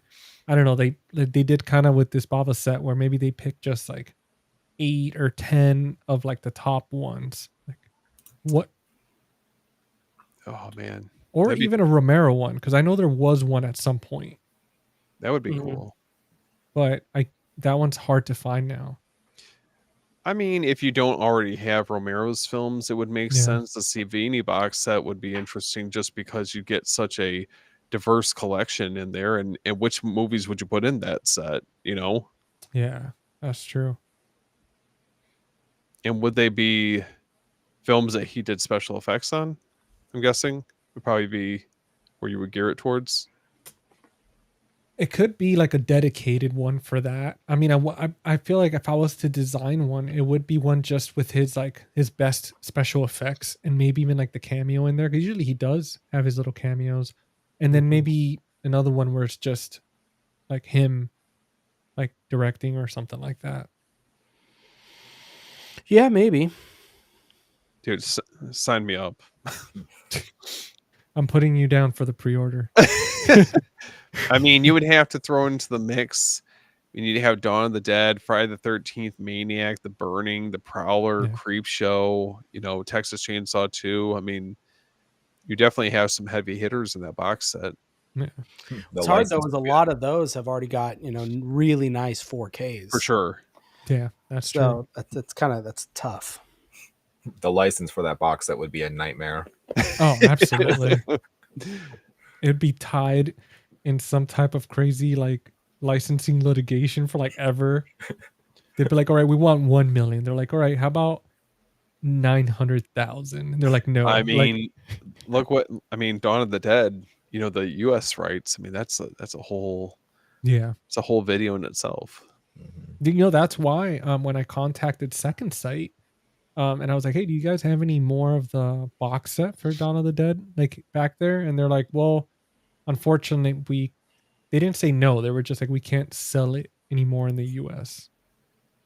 And then I was like, what about if you just like ship it to me directly and I don't say anything? Never heard back. But Well, you tried. yeah.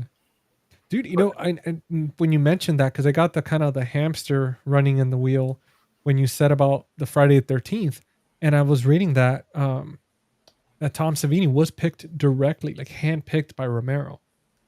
And I didn't know that, at least, or I didn't remember that was the case. And that's really cool. He's just like, no, I want him. I want you. And he's just there probably eating a sandwich. He's like, what?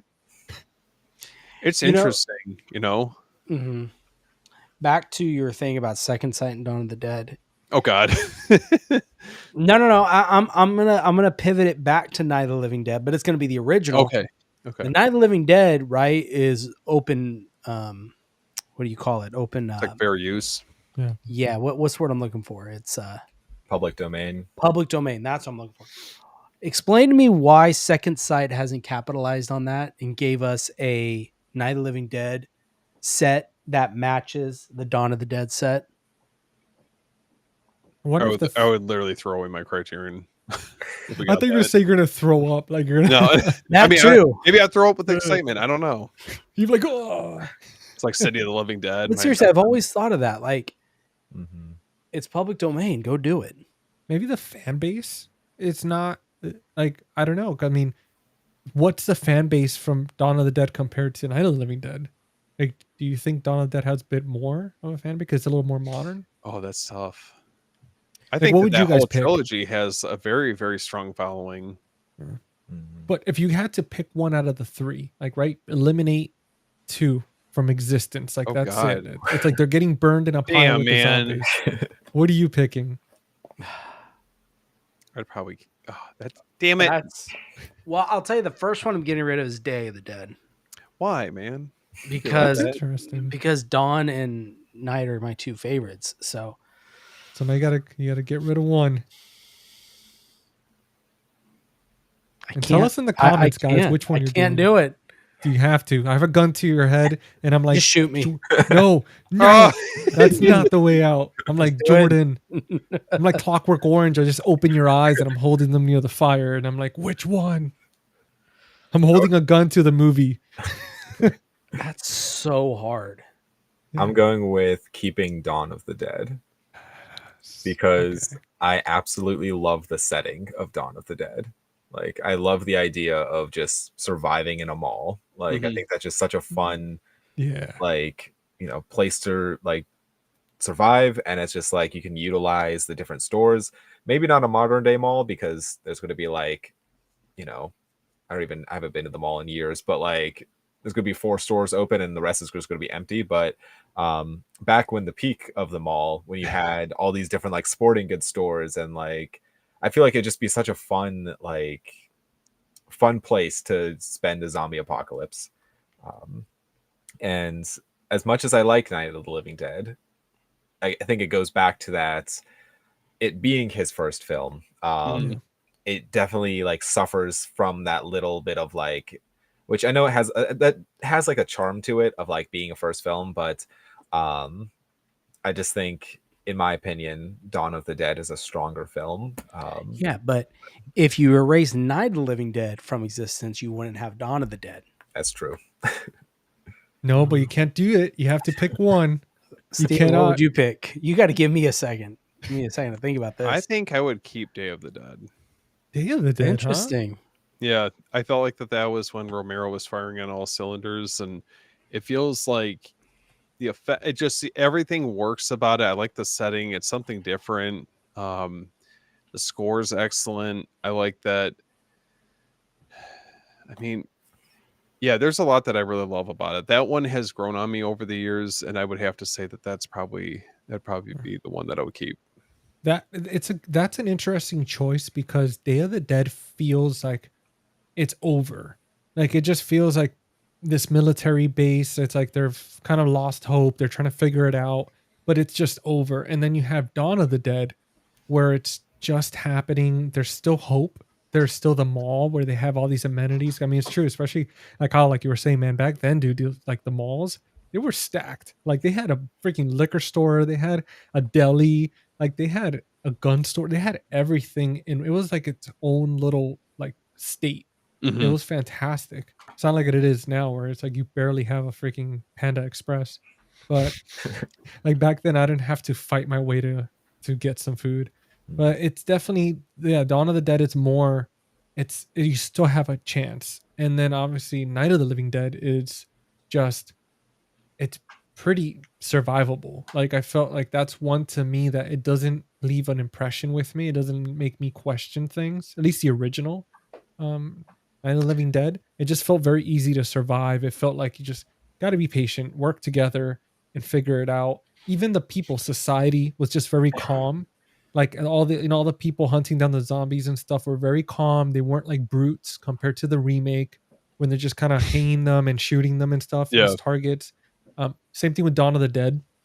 I felt like it was managed in a way where not everybody was losing their shit, but there was still some type of order. Obviously, with the motorcycle gang was different. And then Day of the Dead's just like, we're screwed. Nobody's coming. Like, what do we do? But and then you have this masterpiece. Oh, show us the opus.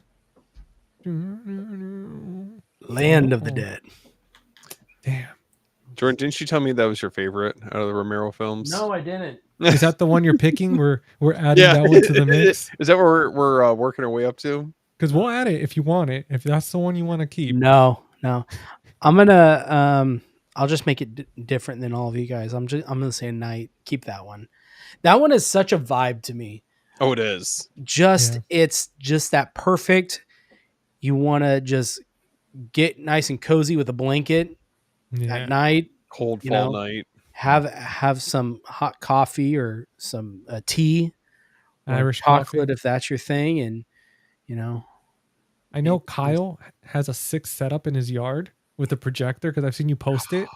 And to watch that movie in the fall Mm. on a projector. It's like, for me, it's up there with Halloween as like the perfect fall Halloween time film. And I just what I love about it. Every time I watch it, I want to, bundle up and, eat some soup or something. I don't know. Hey, I respect that. Dude, hell yeah. Well, all right. Well, that's not a bad choice, man. I mean, you can't go wrong with either one. These are all classics in their own right. They all have amazing. I mean, we obviously Night of the Living Dead, the original, is in the Criterion Collection for a reason. It's the one that kind of started the franchise, started it all. And then it's nice to see that each company has given love to each film. We have the Criterion Collection. We have the Second Sight Dawn of the Dead. I mean, I would love to see a Second Sight box set of the original Night of the Living Dead. I think even Day of the Dead as well, like having all three boxes next to each other would be beautiful, dude. Hey, you know what? I know Night of the Living Dead is possible, obviously, but Day of the Dead could be possible because there is a 4K coming out from Scream Factory. So, dude, imagine Night of the Living Dead box that's all black and white, Oh, and then you have Dawn of the Dead with the purple, and then you have Day of the Dead, which is like with the blues. I'm giving him goosebumps. He's like, ooh. Dude, that's freaking... Oh, man, I would love that. That would be sick. Man. Oh, and Keith was asking about this because I know... is this the convention that you're planning on going to, Steven? Or any of you guys going to this? I was going to try to go to... Scream. When's that? Or where is that? I'm sorry. Trying to go to Scarefest. I'm on the fence if I'm going this year or not. I might be going to. There's one in my area. It's in Sacramento called what something creature, Sinister Creature Con, and it's that one seems it's got a stacked list this year. Dude, I wish they would do a con. Do they do any of these cons which is like just the theme based where it's like I guess what I was thinking was something where it would be like just all zombie movies, maybe all zombie movie directors or actors, and it's just that's what the convention is. Like, do they do something like that, or is it just like pretty broad, like the horror? They had the one back in I think June, wasn't it, in the mall that they filmed the Dawn of the Dead? Yeah, they had like a big convention that was there. One of my buddies went there. I'm just upset Pam Grier is not going to be at this convention. She was supposed to, and she canceled. So, damn. Gotta tell her what's up. It's okay. We've got who do we have? PJ Souls is going to be there. That's a good one. Jenna Cannell, I think you say her name, and Catherine Cock. I can never say their names. The two girls from the original Terrifier. Oh, okay. And Stephen, Adrian King is going to be there. And Dee Wallace. She's the best. I haven't met Dee Wallace yet, but Adrian King, dude, she was just so sweet. So you going, Jordan, or what? I want to. We'll see. One of these days, I want to go to one of these. I'm going to go and shake Tom Savini's hand and be like, hey, we did a Cinema Rewind episode in your honor. You're going to be like, shake his hand. So Italy, am I right? He's just going to stare at me with a blank stare. And then I'm like, telling you, man, you better come prepared, man. He's him and Ken Faree. Those were very stoic. I'm going to have notes in my hand all sweaty. Be like, so what part of Italy did you like? My friend Steven told me to ask. Never had fettuccine Alfredo. He's like, get the hell out of here. You're done. I'm going to create a character in my zombie universe that reminds me of you and then kill him off immediately. Damn. Jeez. I want to ask you guys something because and just bring it back to the movie because I was looking at my notes and this was one that I feel like it stuck out to me the most for the farmhouse setting, right? Mm-hmm.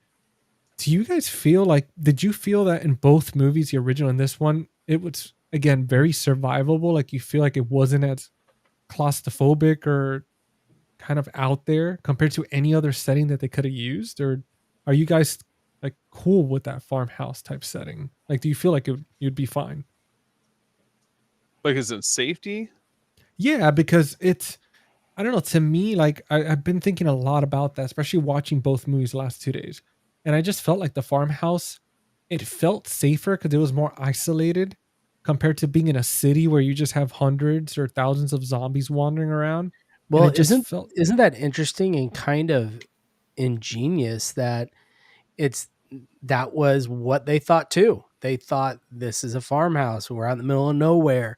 We're gonna hunker down, and that ended up being their grave. Mm-hmm. But how did those zombies get all the way there? Right? Like if there's no neighbors for miles and stuff, why was there so many zombies there? Like that's some of the stuff They heard all the banging of the hammering the nails. I don't know.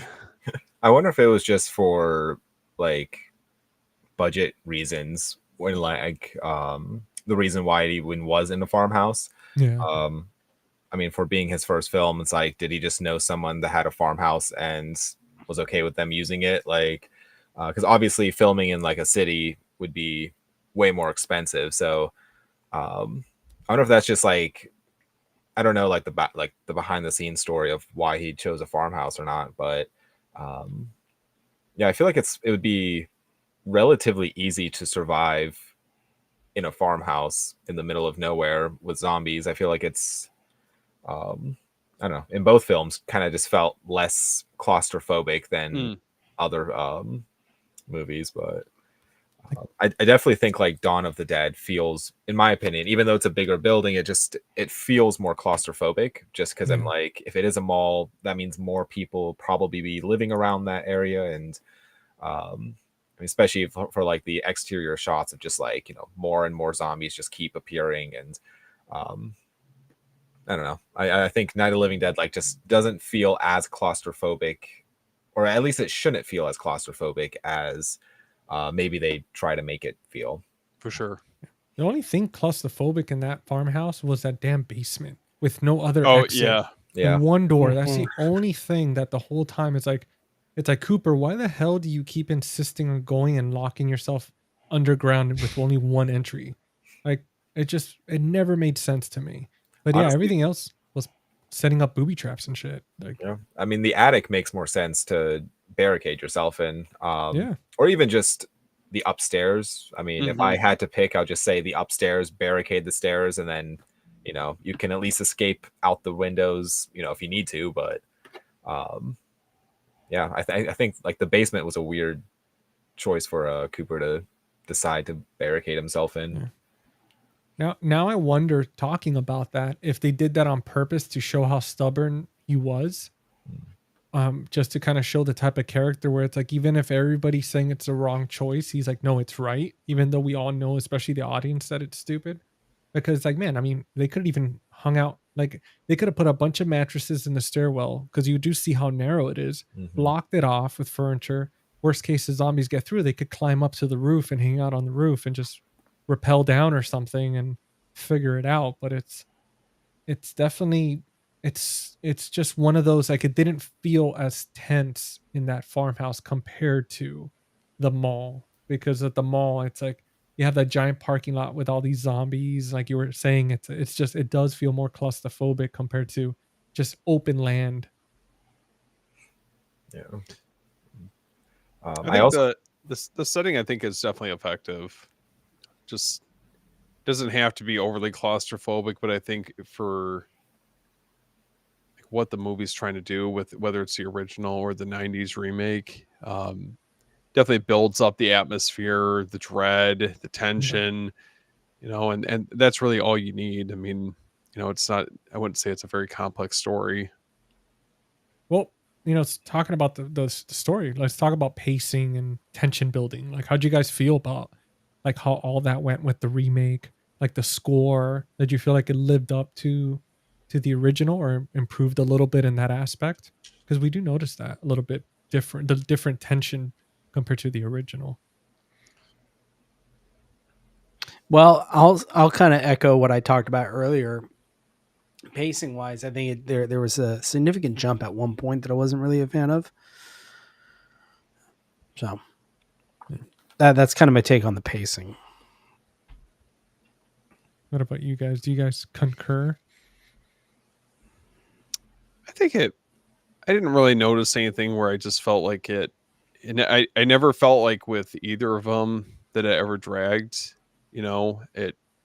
I mean, I think for most of us, we've seen at the very least the original like a handful of times. So this one, I don't feel like deviates too far away from it, other than like some creative choices. But I don't know. There's something about both of these movies, man. When I put them on, like I just get so dialed in, and I just try to enhance the experience for myself to just kind of put myself in that situation. And even what Jordan was saying earlier, especially with the original, I don't watch it very often, but I usually try to make sure like I'm saving it for this time of year, like close to Halloween. Yeah.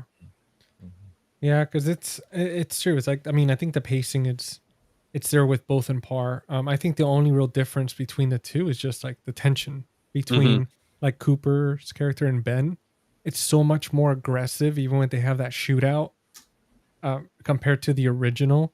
So I think that's the only thing between the two. The only big difference between that, obviously, and then Barbara's character, but everything else was pretty. Like the score was good, the pacing was good, it let up pretty well. Except obviously the pacing part, like what Jordan was saying, with Barbara's character. 1 minute, she's like, I lost my brother. A few hours later, she's the Terminator. And it's like, it's like, what the hell? What about, let's talk about legacy of like remakes. Do you feel like this is a better horror remake, like compared to the other remakes out there, at least during the 90s? What other remakes were in the 90s? That's a good question. Let's see. Probably should have made a list.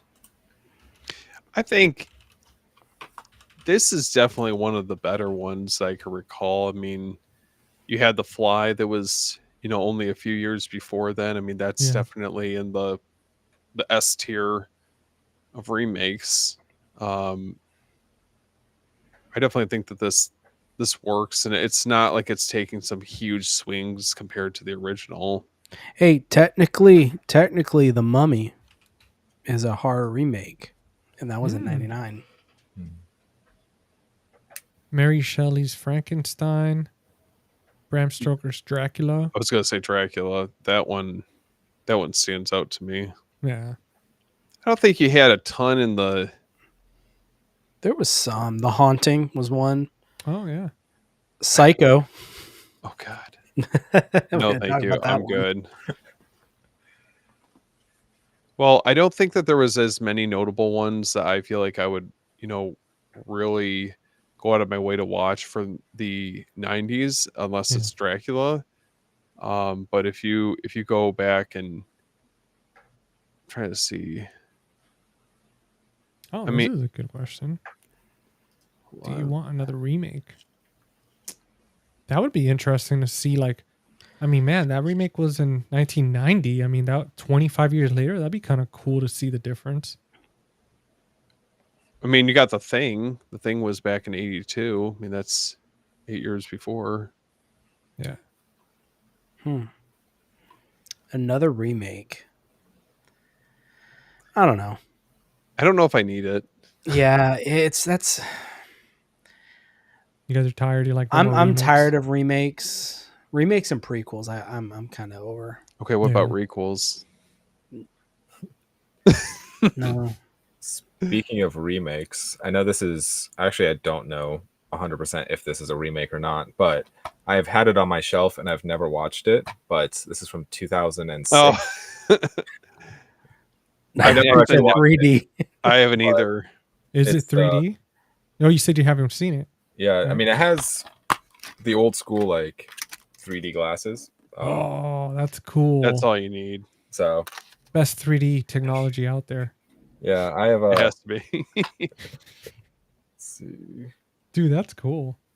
Yeah, it doesn't look like. I mean, yeah, I have no idea fully what this is because it says 2006. It's in color. But they were bound to make one of these in 3D like that with the glasses. It was just bound to happen. I I wonder what that would look like if you did try to do a remake for this movie again. It would obviously have to bring something much different to either the message they're trying to convey, some type of social commentary. I I think what I'd be concerned with is if they did try to do this again, I feel like that they would be a little bit too on the nose about it, Yeah. or feel like it's kind of force feeding you these messages, whereas these either of these didn't really have to do that. It kind of spoke for itself. Well, it would be like I was thinking if they were to remake this movie, right? One way they could go about it would be a person driving a smart car, right? Oh, Because in this come day and on, age, man. Yeah, I'm lost. Nope. no, because think Pulling about up this. this Cybertruck. Come on, No, man. think about this, right? Like let's say they're in the middle of nowhere and the battery's running low. Because the thing is, with gas cars, you could have like, you could have a jug of gas or something with you.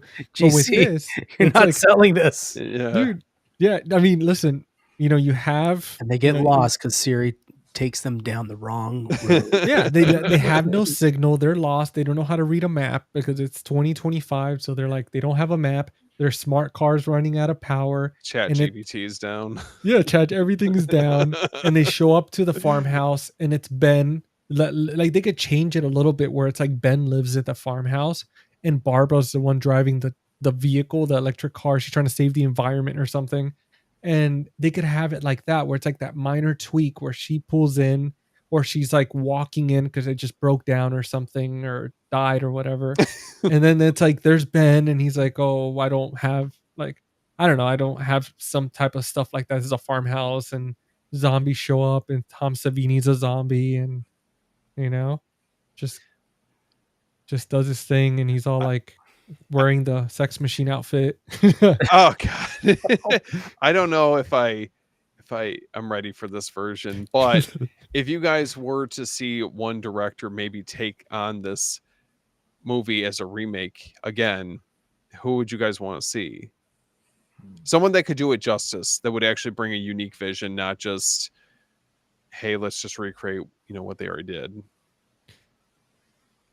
Man, I feel like Ty West could be interesting. Mike Flanagan. You say that for every movie. Every movie he does so far, dude. He's done 3 for 3 with Stephen King's. So I mean, Robert Eggers. ooh, that'd be a good one. Or they team up together, make some. There would be no smart cars in that.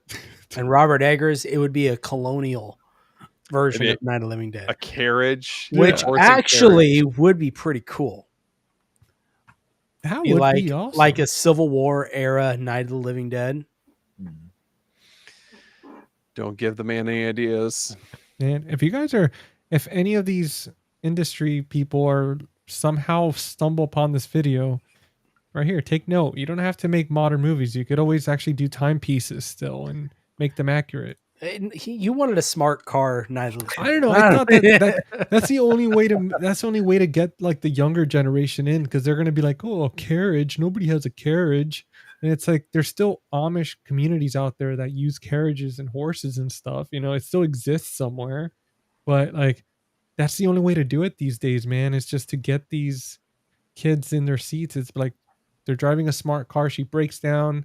There's this, Gen Z old man like us or whatever. And he's like, or millennial. And he's like, hey, get off my stoop with your smart car. And then zombies show up or something. GC, you sound like you need to spearhead this project. Dude, I'm going to show up. I'm going to call up Tom Savini. I'm going to talk to him about Italy a little bit. And then Barbara rolls up in her smart car, gets told to go away. So she pulls out her phone and records him. Yeah, there we go. Starts recording him, and then the zombies show up, and then it's no longer Barb, it's Karen. Yeah, yeah, right. She has the same haircut. I mean, yeah. Some things are timeless, I guess. Yeah. Can we talk about that? Like the 90s, like that haircut that they gave her in this 90 remake. Do you feel like it matched her? Like when you first saw her compared to the original, did you feel like kind of confused about it, or were you like, oh, okay, cool, they gave her a different style? Or did it not even like phase you at all? It threw me off at first. I was like, Yeah. what? And but as her character developed and at the end, I was like, okay, that haircut makes sense. Like I could see it now. But at first, I was Yeah. thrown off. I thought I remember seeing something that he intentionally chose an actress that was a redhead to make it stand out, so that way, again, unique creative style choice, and not trying to just, you know, completely, just transfer everything over to his vision. I mean, at least they let him do that, because I know that with the original cut, apparently it was a lot more gorier, and the studio was like, no, let's not go that route. So at least they kind of let him. They're like, you know what, you can't have all the gore, but we'll give you a redhead. I mean, I don't mind it.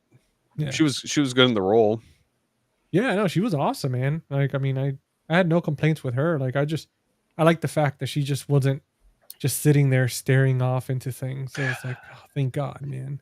That's the one thing I was like, oh yes, finally she actually does something. I think I the feel- horror vision's got a good point here. Yeah. I have to see this.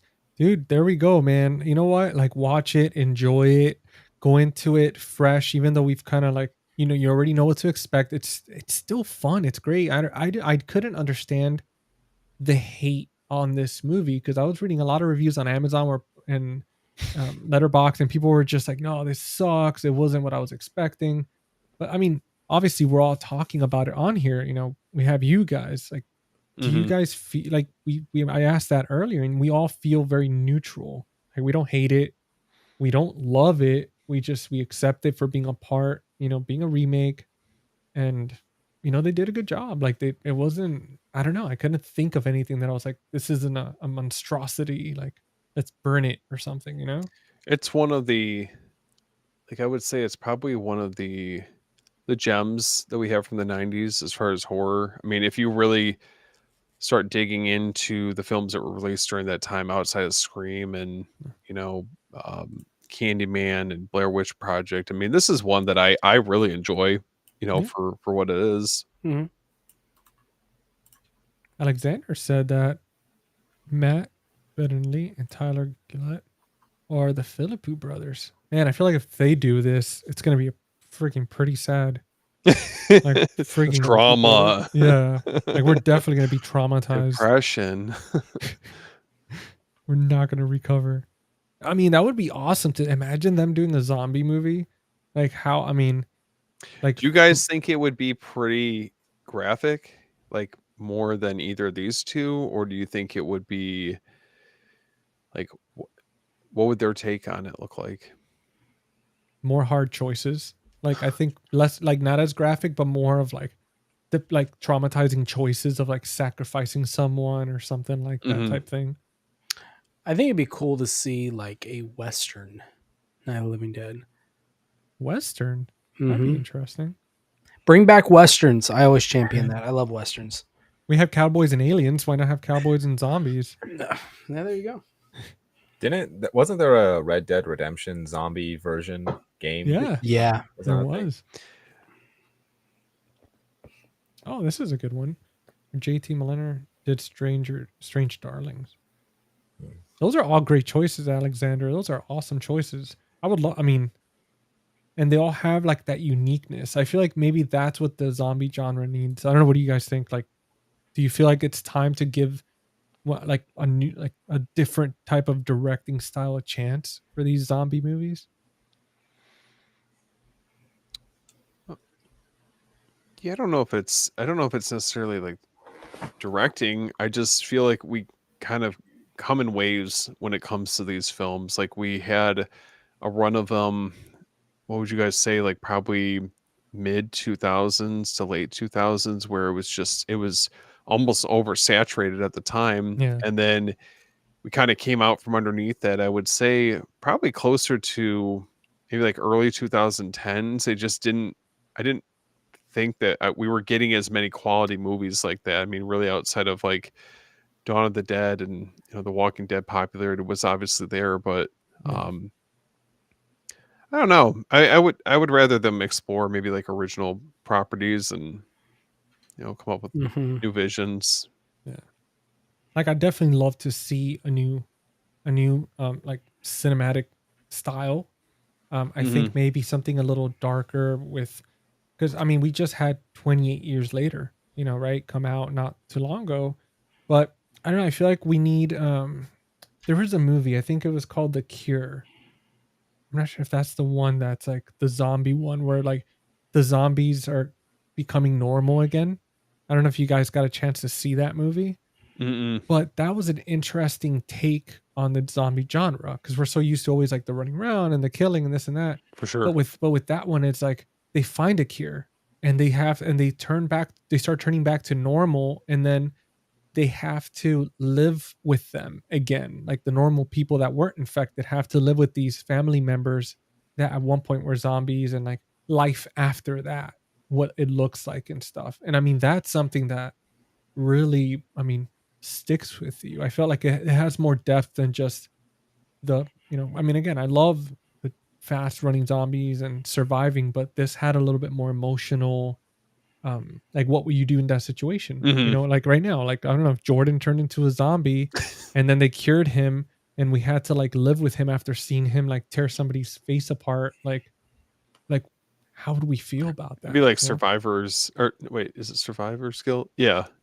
yeah. Kind So of, like, yeah. I mean, if you're living post something so traumatic happening, I'm sure it would have like some profound impact. Yeah. Hmm. And Alexander said warm bodies. That's a good one, yeah. KB is in the house. What's up, man? What's up, KB? The What's Cured. up, Yeah, dude?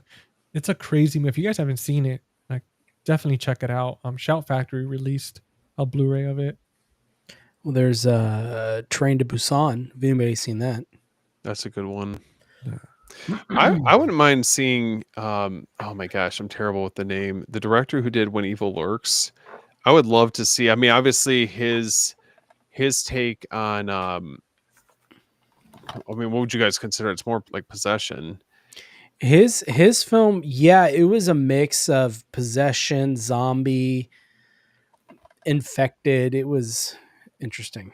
I wouldn't mind seeing something that was like full on, zombie only. What that take would look like, because I think that would be, it's definitely a lot more bleak and dark. Like no dialogue, just like zombies. Like they're just kind of like you kind of see through their eyes type situation. I don't know about that, but Oh. I feel like no. I just feel like it'd be like that director just feels like he has a very distinct voice in horror, and I feel like that would work if you were trying to do exactly what KB's saying. Oh, like Damien. Damien Arugna. Nice. So No, apparently I have The Cured. I've never seen it, but Oh, dude. it's been sitting on my shelf. Kyle's prepared. I'm just glad. You know what, Kyle? I'm glad you didn't give it away like the Man from Earth. Like it still haunts me every day. Like I was like, I can't believe you had that gem and you just freaking. Listen, if we had a zombie outbreak, I think Kyle would be prepared to be bunkered down. He's got yeah. he's got all the physical media you need. Just Well, have to have electricity. Talking about zombie, like an outbreak, right? Let's say one happened tomorrow, right? Like, do you guys feel pretty prepared? I mean, we all have like our collections, our entertainment and stuff. I know, some of you guys may have chickens and stuff do. like that. Like, how do you guys Yeah. feel? Like, you feel like you're good if it ever happened? Yeah. No. I was like, no. For a little bit, maybe. Listen, I wanna get eggs chicken- are the new currency. Yeah, I do want to get chickens, but we just have not been able to get them yet. So Well, you're talking to the right people here because these two here are experts. How the hell do I? Damn it. Aficionados. I'll tell you, you don't reap the benefits of the eggs until probably about 6 months. So takes a little bit. I have the land for it, but What's up, There you Q? go. Oh, there need we to go. do it. What's up, man? Kyle, where are you at? He has a farmhouse. Like, Kyle what's- does? What? Oh, Like, I what's thought. in- Yeah, like, are you like, what part of the states are you in? Oh, Ohio. Nice. Oh, you're not too far from me. Yeah. Where are you at? Metro Detroit area. Okay. Yeah, it's about like 3.5 hours. I'm like Akron area in Ohio, Oh, no way. Okay, Yeah, that's so- cool. Northeast Ohio. wait, was I right about the farmhouse? Because I was just joking around because of the movie. No, Oh. but I do. I mean, I have a little bit of land, but nothing crazy. Yeah. There was a field of cows across the street from me, but Well, we could do the remake there. There we go, man. Just do the Do you the see 2025. he's pulling up in a Tesla to get this filmed? Imagine the doors open like the wings, like the wing style. I'm like, hey, my phone died and my Tesla died. Do you have any power? Kyle's not taking her ass in. Yeah, dude, that's funny. I just picture it. He's like, no, sorry, only movies here. We don't have that type of power here. I was gonna say, it's a little off topic, but if you are ever in the Pennsylvania area, you can actually visit the graveyard where they filmed the first, like, the graveyard scene. No. So I have a Yeah. photo of me. Dude. Maybe if you'll focus on that and not my face. Pick it up. Oh man, that's cool. That's awesome. So that's the tombstone from the movie, and That's so cool. it's like that's what maybe it's like where she's like leaning up against the tombstone and stuff. And there's kind of like a fun like little Night of the Living Dead museum there. It's nothing special, but it's still like you see like props from the original movie and stuff, and some from like Dawn of the Dead, and I think like a costume from like the Crazies and stuff, which is kind of fun. But dude, that's cool. So, do you have to set up like a tour to be able to do any of this, or is it just the graveyard? I mean, me and my wife, we just drove to it and got out because it's like an actual graveyard, obviously, and so. I don't know if you're supposed to. I think we read online like it's just like, you know, you can go take photos, but like just don't be obnoxious because it is a graveyard and people might be there being sad. And you're over there snapping pictures. It's that one picture you've seen where he has the selfie next to the grave, and oh yeah, he's like squatting like this. Yeah. But you better edit them in black and white, man. Yeah, make that picture black and white. The museum's like right in the same town. I forget what town it's in, but it was kind of fun. But apparently, I looked it up last night, and they filmed it in a different graveyard for the remake. I don't like same. It's both of them are in Pennsylvania, but different graveyards. I mean, I think the OG one is to go there. Would definitely be a bucket list. That would be awesome, man. Well, guys, I want to jump into the rapid fire round. Only a few questions. You know, Jordan and Steven already know. Kyle, if not aware, so this rapid fire round is going to be pretty much you pick one or the other. I may throw a question in there to compare to certain things, but we'll see how we go with that. I'm going to start off with an easy one, and I'm going to start with you first, honored guest, and then we'll work our way around. We'll go with Jordan and then Steven. Now, are you ready for the rapid fire round? Sure. Dude, I've been ready. There he is. Steven, they're coming to get you, Steven. So, Ben, who's the better Ben? Tony Todd or Dwayne Jones? You can only pick one. Probably the original. I'd have to go with. It's Dwayne, a hard pick, but the original. What about you, Jordan? Dwayne Jones. Yeah, Dwayne Jones. Yep. GC. Man, it's a hard one. It's a hard GC. one. I mean, you know what? I am gonna do with Dwayne Jones because I loved how much more calmer he was. And it's just he was very smooth with it the whole time. These zombies, and he's just very like, we're okay. Like, I'm bored everything up. I just love this character, and I thought he was awesome. Now, second question: which version of Barbara do you prefer, 1968 or 1990? Kyle. Probably 1990.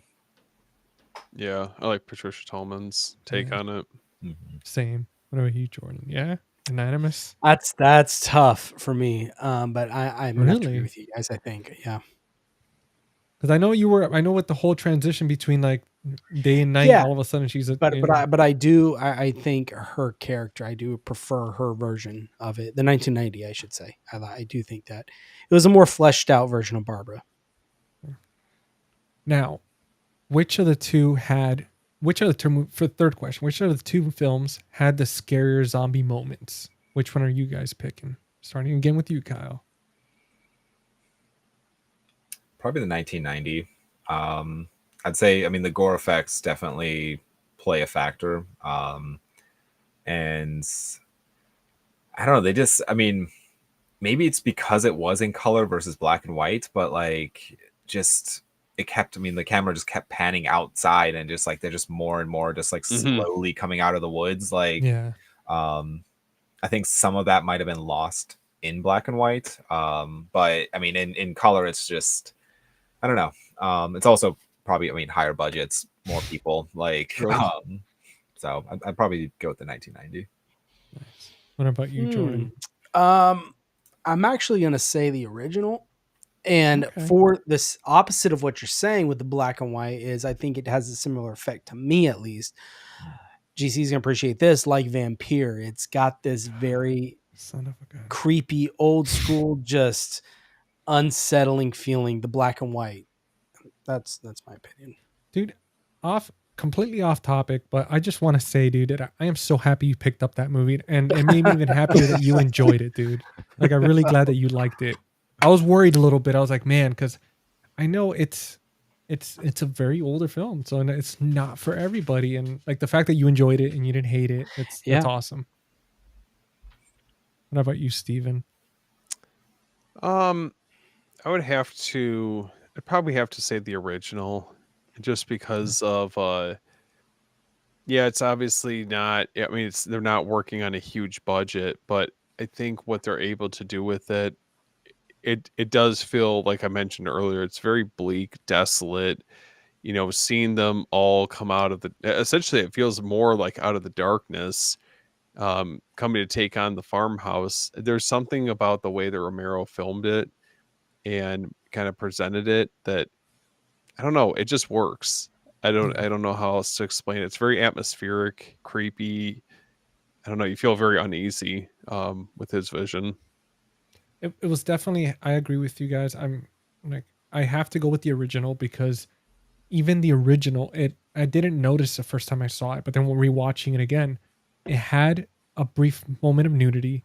It had the corpse laying there when Barbara looks up the stairs. That's why. Yeah. Like, and it's so atmospheric. It's so amazing. It did a lot of firsts for its time. And it's, I mean, even though I loved, like, not love, I mean, I really enjoyed the 1991, but that original, man, I mean, I love black and white films, and it really did it for me in that aspect. I felt like it made it a little creepier. There was some nudity in the remake. The zombie at the beginning, when that came out of the grave, you saw his the whole backside. Oh, with the suit. Yeah, that was funny because at first I'm like you couldn't tell until they did that, and I was like, man, that's very clever. Like, wait, what? Like, they don't even fully dress them; they just kind of put it over them. Yeah, that's fine. Now, for question 4, Harry Cooper's character, which version annoyed you more, the original or the modern one? 1990. No. Oh, 1990 for sure. Yeah. Same, dude. That guy was just insufferable. But he did okay. So I feel like Tom Tolles did a great job at making us despise the character, and for that I feel like it's like, okay, well, you as an actor did your job. You make me like not like you whatsoever, and yeah, oh god, he's the fucking worst. No, he really is, man. He was just, I was one of those, like, I felt like when he dropped the TV down the stairs, he would have gone with it somehow. Like, it's like, just take him, just take this freaking guy. Now, well, it makes that ending shot literally the so, it just feels so right. Yeah. Now, for the next question, if you had to survive with one character there in the film, who do you pick? And you could either answer this for the original film or the new one. So you could choose either or. I mean, Barbara from the 1990. I feel like you're pretty set. So yeah, that exact same what I was gonna say. I think you have the most survivability with that. Yeah. I keep going back and forth on whether it would be her or Ben from the original, just because he definitely took control of the situation. I kind of lean a little bit more towards Ben from the original, just because of like how, like, he's right off the bat, he is in survivalist mode, whereas Barbara is just in shock, trying to process what exactly happened, not very resourceful. And he really, I felt like in the original, had to really kind of pick up the slack. Does she feel like to you guys at the end more of a lone wolf type character than wanting to be with a group? So in the 90s one? Yeah, in the 90s. She seemed comfortable in it. Like when she's with those military people and she's watching them shoot the zombies, she just seemed very chill, even when she fakes it. Like when she smiles and stuff. So she seemed like a lone wolf. We are them. Point. Yeah. Almost desensitized. You come out on the other side of just such a terrible event, and she basically, it's like basically the end times. Like you have to be able to survive. Mm-hmm. I don't know if I would want to survive. Like, I don't know if I would want to survive with her character, because like what we were talking about earlier is 1 minute she's grieving her brother. A few hours later, she's a Terminator type character. And it's like, what's going to happen next? Then tomorrow she wakes up and she turns against me or something. But then with the original Ben was just from the moment he walks up, gets out of that truck, he's just grounded all across the board. He can calm you down a little bit. What? He can calm you down if you start getting worked up. Like, hey, whack, whack. Oh yeah. He's gonna be like, calm down, Jordan. Yeah. There's no box set for you. And I go, oh, God. Now, for which of the Night of the Living Dead, this is the last question for the rapid fire round. Which Night of the Living Dead would you prefer? Would you recommend to a newcomer? Somebody new, not maybe, yeah, I guess new to the genre or something like that, or new to horror. Like which one, 1968 or 1990? Oh, original, all day. Yeah. No, It's like a rite of passage. Yeah, it's up there with, like, when you're recommending horror movies for, especially with that one, it's not super graphic. It's a good kind of entry point into gauging what you enjoy, and it's not a really long movie. I mean, it's just it's brisk. It's a classic for a reason. I would 7 days a week I would choose that one. You do you guys feel like even with the younger crowd, the new generation, do you feel like they would enjoy the 68 version, even though it's like the tech and even the way they talked, like everything was complete opposite of what it is now? Do you think they'll be able to relate to it? I would say for like Steven left these things. Someone who would be like open to movies, I would say yes. But like if you're talking to somebody who they're getting their main source of entertainment from, like, 5-second clips on TikTok, I feel like that would be almost a hard sell, because just simply saying it's in black and white, I feel like they would already be clocked out. Not saying that the 90 version would be a better option, but I feel like, yeah, just in many ways, just simply saying, oh, it's a black and white film, people like are like automatically like lose interest before they even watch it. Obviously if they watch it, they would probably enjoy it, but I don't know. Because the Lighthouse is black and white, so, and a lot of people enjoyed that. So I wonder if that's a good gateway to be like, hey, if you enjoyed the Lighthouse, that's the true. original. Well, they do have that in color. I mean, I don't like the color version, but that is an option for the Lighthouse. Really? No, Night of the Living Dead. Oh, actually, I have the color. Yeah, there you go. Kyle, I've not seen the color version, but yeah, I don't recommend it. But really, it's that bad? It just I think it takes away from the aesthetic of the film.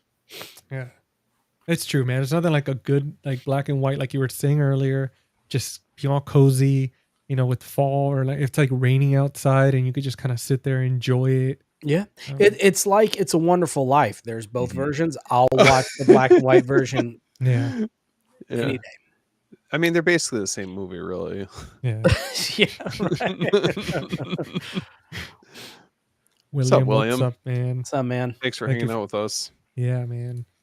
Now, I wanted to do this segment real quick, and this is something that I added for this episode. I wanted to see how that goes, but I wanted to do a movie rating. quick segment, and this is just us giving our letterbox rating for it. Either you already have one or you want to give a fresh one tonight. But I want to start with you, Kyle. What would you rate this out of 1 through 5? Ooh. I'm terrible at giving ratings. I'd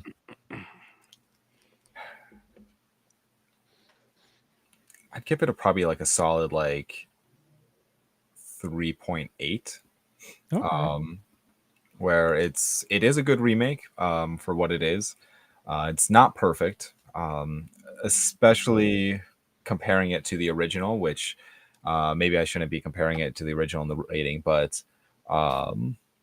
yeah, I would feel comfortable with like a 3.8, somewhere in that range. Mainly because I always like save like my 5-star ratings for like just absolute masterpieces in my opinion. Yeah. I would like I give those out very, very like a small amount. But I don't know. That's a good choice, man. I know right now currently on Letterboxd it's running at a 3.3 out of 5. So that's not, I mean, that's a great rating to give it. I mean, it sticks to the original recipe. It's not bad. And what about you, Jordan? Yeah, I would just give it a 3 out of 5. I mean, most of the time for me with Letterbox, if it's a film that I didn't hate it, and I enjoyed it. I had a good time. There was nothing that really stood out to me as this is a masterpiece. Yeah, I'd say a 3 out of 5. And would you say would you guys agree that like rating it a 3 is enough to say I would own it? Like usually if you would give it a 3, or is it like it would have to be a 3.5 to 4 to kind of say I want to own that movie? I mean, I own Ouija, so I don't know what that's saying. But The lines where's the line? You know what I mean? You didn't know. You didn't know. That's funny, dude. I got to check that out just to see if it's that bad. Oh, it's bad. Trust me. What about you, Steven? What are you rating this masterpiece? I would give it a 4. I mean, I have the original as a 5. I think that obviously this doesn't hit quite the same heights as the 68 Night of the Living Dead, but I think that this film does a lot of things right. And, I'll be curious to see if the reception to this is a little bit more kind and positive after the Steelbook comes out. Now that we'll be seeing it in what should have been probably the original vision, or at least it sounds that that's going to be the case. So who knows? Yeah, I predict that it's going to have the same effect that when Arrow put out Jason Goes to Hell. Right? Oh yeah, when that came out, all of a sudden it's everyone's favorite. Yeah, when everyone was a fan all of a sudden. Yeah, so Jason X, Okay, I still don't like that one, but I think it's going to have a similar effect. Which, by the way, speaking real quick of Friday 13th, for you guys watching this episode, if you're not aware, we'll drop a link of the episode by Steven, Jordan, and Chris, Bearded Film Guy. They actually interviewed the director of Jason Goes to Hell. It was an amazing, amazing video interview. So much fun. I'm so proud of you guys for doing that. It was awesome. And I'll drop that in here somewhere either in the description or in the chat for you guys to check that out if you haven't already. But just want to kind of give that shout out for that. That was a lot of fun. Thank you. A blast. Yeah, I loved it, man. Loved seeing you guys like in your element and just talking to him and hanging out. And he answered a few of my questions, so it was super cool. He was a cool guy. Fangirled a little bit. I was like, he freaking responded.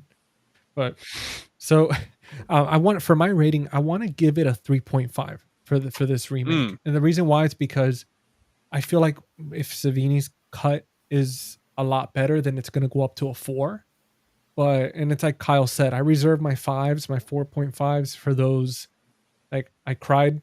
I was moved. I thought about it a month later. I'm still thinking about that film. It made me question my existence type like acting. But with this one, it was cool. It was awesome. But it wasn't like, it was definitely something I would want to own and enjoy. And I'm hoping that like his version just really like changes it. It changes the tone. Now, for the last part of this, again, for anybody getting into the horror genre or zombie type films, is there any movies? I mean, if you want to mention just one or two, is there any movies that you would recommend besides this one, Night of the Living Dead, or the original, that you were introduced people. To zombie films? Yeah. Okay. Oh, Zombie for sure. 79 Yeah, that film was from Lucio Fulci. that's Okay. probably one of the greatest zombie films ever made. If you're looking for like faster moving zombies, I always recommend Nightmare City from Umberto Lenzi. You're looking to go horror comedy, Return of the Living Dead's a great film to throw in the mix. I mean, it's obviously very different from this. City of the Living Dead's awesome. Yeah, for me, zombie films, I'm not as well versed in as say other films, so it's kind of hard for me. I mean, obviously, I know the staples: Return of the Living Dead, Night of the Living Dead, Dawn of the Dead, Burial Ground. Burial Resident Ground, Evil, Resident Evil, all those all of films. them. Shaun of the Dead. That's a good one. That's another good horror That's comedy. That's just a fun movie. Yeah. I was Yeah. going to say that one. The Dawn of the Dead remake is that one is awesome, very intense. The original, same thing. It's like even Mhm. if you're thinking, oh man, I don't want to watch like an older movie like that, it's fun, it's great, and Yeah. If you're a fan of found footage, there's Wreck. yeah, Mm. there we Everyone go. talks about Wreck. That's a great found footage zombie movie. And then Quarantine, the American version. I'm a big fan of all 4 Rec movies. I think they're all fun in different ways. Mm-hmm. Very creepy, at least for the first one. The high rise setting, man. I'm telling you, that shot when they go that first room when they go to that old lady's apartment and they look down that hallway and she's just standing there, man. Oh yeah. It's creepy Fucking as forget hell. about it, man. Dude, that Yeah, that's creepy as shit, man. Like long hallways, being stuck high rise. It's like Evil Dead Rise, like movies like that where you're just stuck up there. The elevator's not working. You have to take all these flights of stairs. They're dark. The lights are out. It's like shit. Like that's the most uncomfortable Well, Rec situation. Rec 4, like the setting is in some ways it's like more claustrophobic. I don't know if you've seen Rec 4 or not. I haven't seen the fourth No. one. No. No, it's like set on a cargo ship. Oh God, that sounds horrible. Yeah. That is a horrible place to be stuck with zombies. Hey, there's World War Z. I know that kind of some people really like it, some people really don't, but It's a nice That's a- entry point.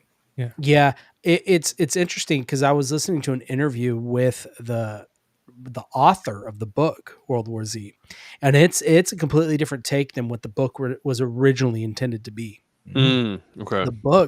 The book was originally kind of a guide of, and it dealt a lot with the social economics and world governments and how they responded, and That's cool as hell. yeah, and what's interesting is the government actually hired him to give seminars to the military on how to react in certain disaster situations, taking the zombie part out of it, but like, hey, here's how you handle, here's the societal collapse, here's the steps to it, and he breaks it all down in the interview. It's really cool.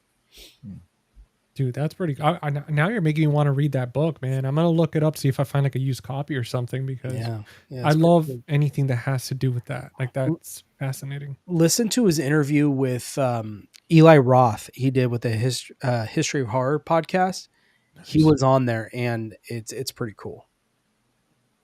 Dude, hell yeah. I'm gonna look that up. I might go tomorrow to like my little used like bookstore and see if I find it. Hopefully, I heard they're working on a second one, but we'll see. Because I heard it after a while there was no more talk about making World War Z, like the sequel, but then all of a sudden I think I heard something recently. I read it somewhere. They were saying, okay, it's in talks again. So we'll see how that goes. Oh, and one more zombie film. I can't think of it. Vinegar Syndrome has a release of it, and Arrow's about to do it. It's the Korean. Is it Korean? I think it's Korean. Sadness. The Sadness. Yeah. Yeah, man.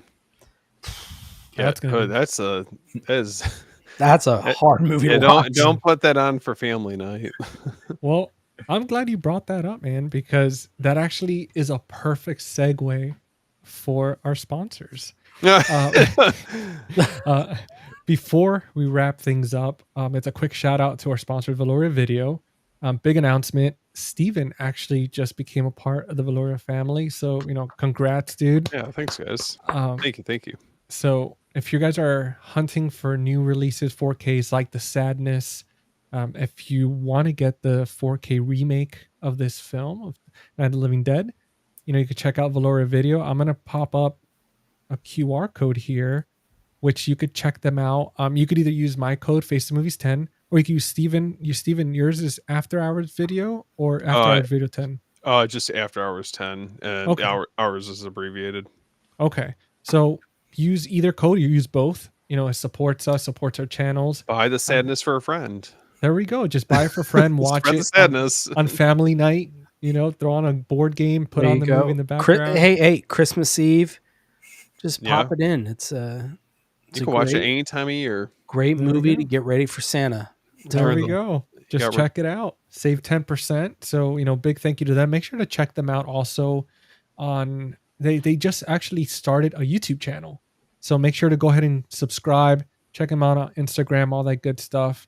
But yeah, you can save 10% off your order. So fill up those shelves. The holidays are coming. And obviously, for any reason they don't have what you're looking for, don't fret, because Jordan's got a code for you guys as well. Save 10% off the movie room. Hell yeah. Yeah, Movie man. Den 10. Awesome guys over there. Yeah. And we're friends with both- Valoria Video. So. Both great stores. Yeah, they're really awesome. And the movie room, it's hard because I'm movie room. I think. Oh, wait, GC, didn't you tell me that there was one of these we were doing? Actually, said Jordan from the movie room. You did. You said it once when you introduced them. I think you remember Jordan because your face, and you were just like I try every time not to mess that up, and I was funny. like, "Damn it!" yeah. No, they're pretty cool. They do a lot of the the premium packaged companies, Mhm. like the Manta Labs, the Cine Museums. They get a lot of those. So if you're into those, Yeah. they carry them. You got the movie room, you got Valoria Video, you got codes left and right. You're saving 10% off your orders. If you're looking for collectibles and stuff like that too, another one that I'll mention is Monster Mall. Face the Movies is a code for that. And they have a ton of cool collectibles. I know Q, the movie collector, he's in here watching. He actually got, he has a code as well. Check out his YouTube channel, Q, the movie collector, his Instagram. Support him. He Yeah, got Q's the the Freddy man. Glove from Monster Mall. So that was kind of cool. I didn't know they had collectibles until he brought it up to me. But yeah, that's it for this little sponsor segment, the little spiel. Talked about movies, we rated them. So I hope you guys had fun. That wraps up episode 15 of Cinema Rewind. We've revisited The Night of the Living Dead remake from 1990 and a film that dares to bring Romero's classic back to life, giving us a whole new look at Barbara, Ben, the undead, and that freaking annoying Cooper. Huge thanks to my co-host Jordan from the Movie Den, Steven from After Hours Video, love you guys, and to our special guest Kyle, my returning guest, because we did the Criterion Roundtable together. Kyle from Kyle's Movie Collection. It was awesome breaking down this cult classic with you guys. Kyle, go ahead and let everybody know what you're working on, where to find you, all that good stuff. Yeah, I am on Instagram, YouTube, obviously, and that's about it at this moment. Currently not really working on anything specifically. I know October is right around the corner, and I kind of mentioned it earlier, but I do like a 31 nights of Halloween, and so I'll be doing a lot of horror related videos in the month of October. But I think that's about it. I've been slacking a little bit on my channel lately, but yeah, but thank you so much for having me. It was a lot of fun. Dude, I was so excited to have you on, man. Thank you for taking the time to come on and everything. Yeah, thanks, man. I know life, work, all that good stuff, prepping for Halloween. Halloween's a big month for everybody on YouTube. At least all of us in the film community. So it's a lot going into it. And dude, I look forward to having you again. Criterion sales right around the corner. Might have to do another round table and all that good stuff. But Jordan, what about you, brother? Let people know. Yeah, man. You can find me over the Movie Den on here on YouTube, obviously, Instagram, Twitter, X, and stuff I'm working on right now. This Thursday at 6 p.m., 9 p.m. Eastern, we're going to be doing the next episode in a series called Fear by Year, where we're going through every year of horror, talking about discussing a few films that were pivotal films and really stood out in that year. And we're talking about 1980, which there might be a film or two that's very iconic from that year. So Steven, he's going to be joining me along with Chris, Bearded Film Guy. Yeah. And we have Christian from Planet CHH is going to be on there with us, and we're just going to be having a bunch of fun there. That's kind of my focus right now. Let's see. And then kind of piggybacking off what Kyle said, he just reminded me, 31 Days of Halloween. I actually just did a video a few days ago, where I did a 31 Halloween films for the month of October. And in there is a little PDF download you can get. And I made a little calendar you can print out if you want. You can mark off each day that has whatever movie that I'm going to be watching in the month of October. You guys can follow along if you want. But that is available too over on that video if you guys want to check that out. But that's fun. About all I got.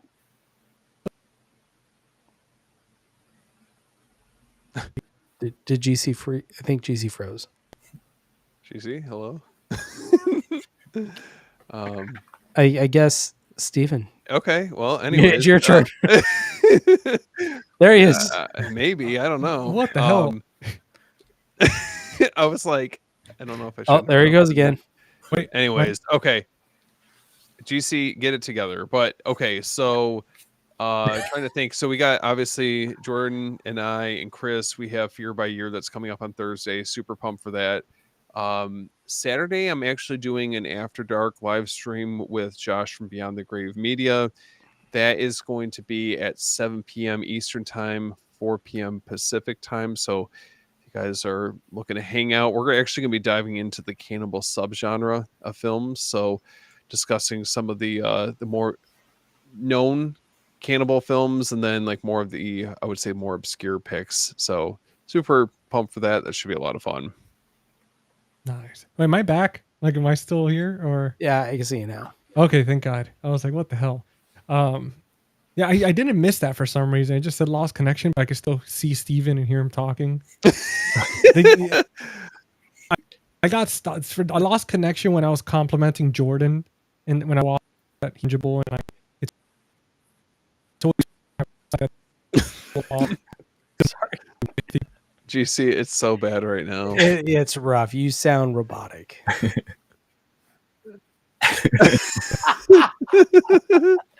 I really hope this comes across like live. This is great. One last thing that I wanted to plug real quick. So I actually have that giveaway that I've almost reached that goal. I'm only, I think, like 7 subs away from hitting that. So if you guys like this video, would love for you guys to come subscribe, check that out. I have the giveaway criteria that's set up in my Instagram, so feel free to swing on there. I'm giving away a copy or Blu-ray copy of Dance or Die from TerraVision if you guys are interested. Are we gonna have to wrap this up for GC? I think so. And there it is. All right. Well, anything outside of that you guys want to plug, promote? I think I'm good. All right, guys. How does GC end this? I forget what he says. This is, well, you know, I don't know. Be kind, rewind. I don't know. Yeah, we'll catch you guys on the next one. See ya. All right, see ya. Oh wait, I'm back. Am I still robotic? No, you're good now. What, you got the outro? God damn it. I didn't see anything. I just got stuck in some weird world. That was hilarious. God damn it. Well, I saw something about the podcast and all that, and I was like, oh, that's awesome. And then I got vanquished. Frigging kicked off the island. Yeah. Tom Savini's tapping into your internet. Yeah, he's pissed. He's like, "Oh, how dare you not praise my masterpiece?" But yeah, I mean, I guess before I get kicked off again into the void or something, yeah, I was just gonna say, if you haven't already, check out my YouTube channel, Face the Movies. Follow me on Instagram. Check out my podcast. It's called Friday Night Fright Night. Put out an episode every week. Buddy from Cinema Whiplash on Spotify, podcast, and YouTube. We have the video versions now. Like I mentioned, guys, make sure to follow all my friends, subscribe to them, support them. It means the world that you guys show up and come hang out with us every week. It was awesome breaking down this cult classic. Am I robotic? Is that what's happening? Or no? Like Steven. God damn it. This is horrible. Let's just. All right.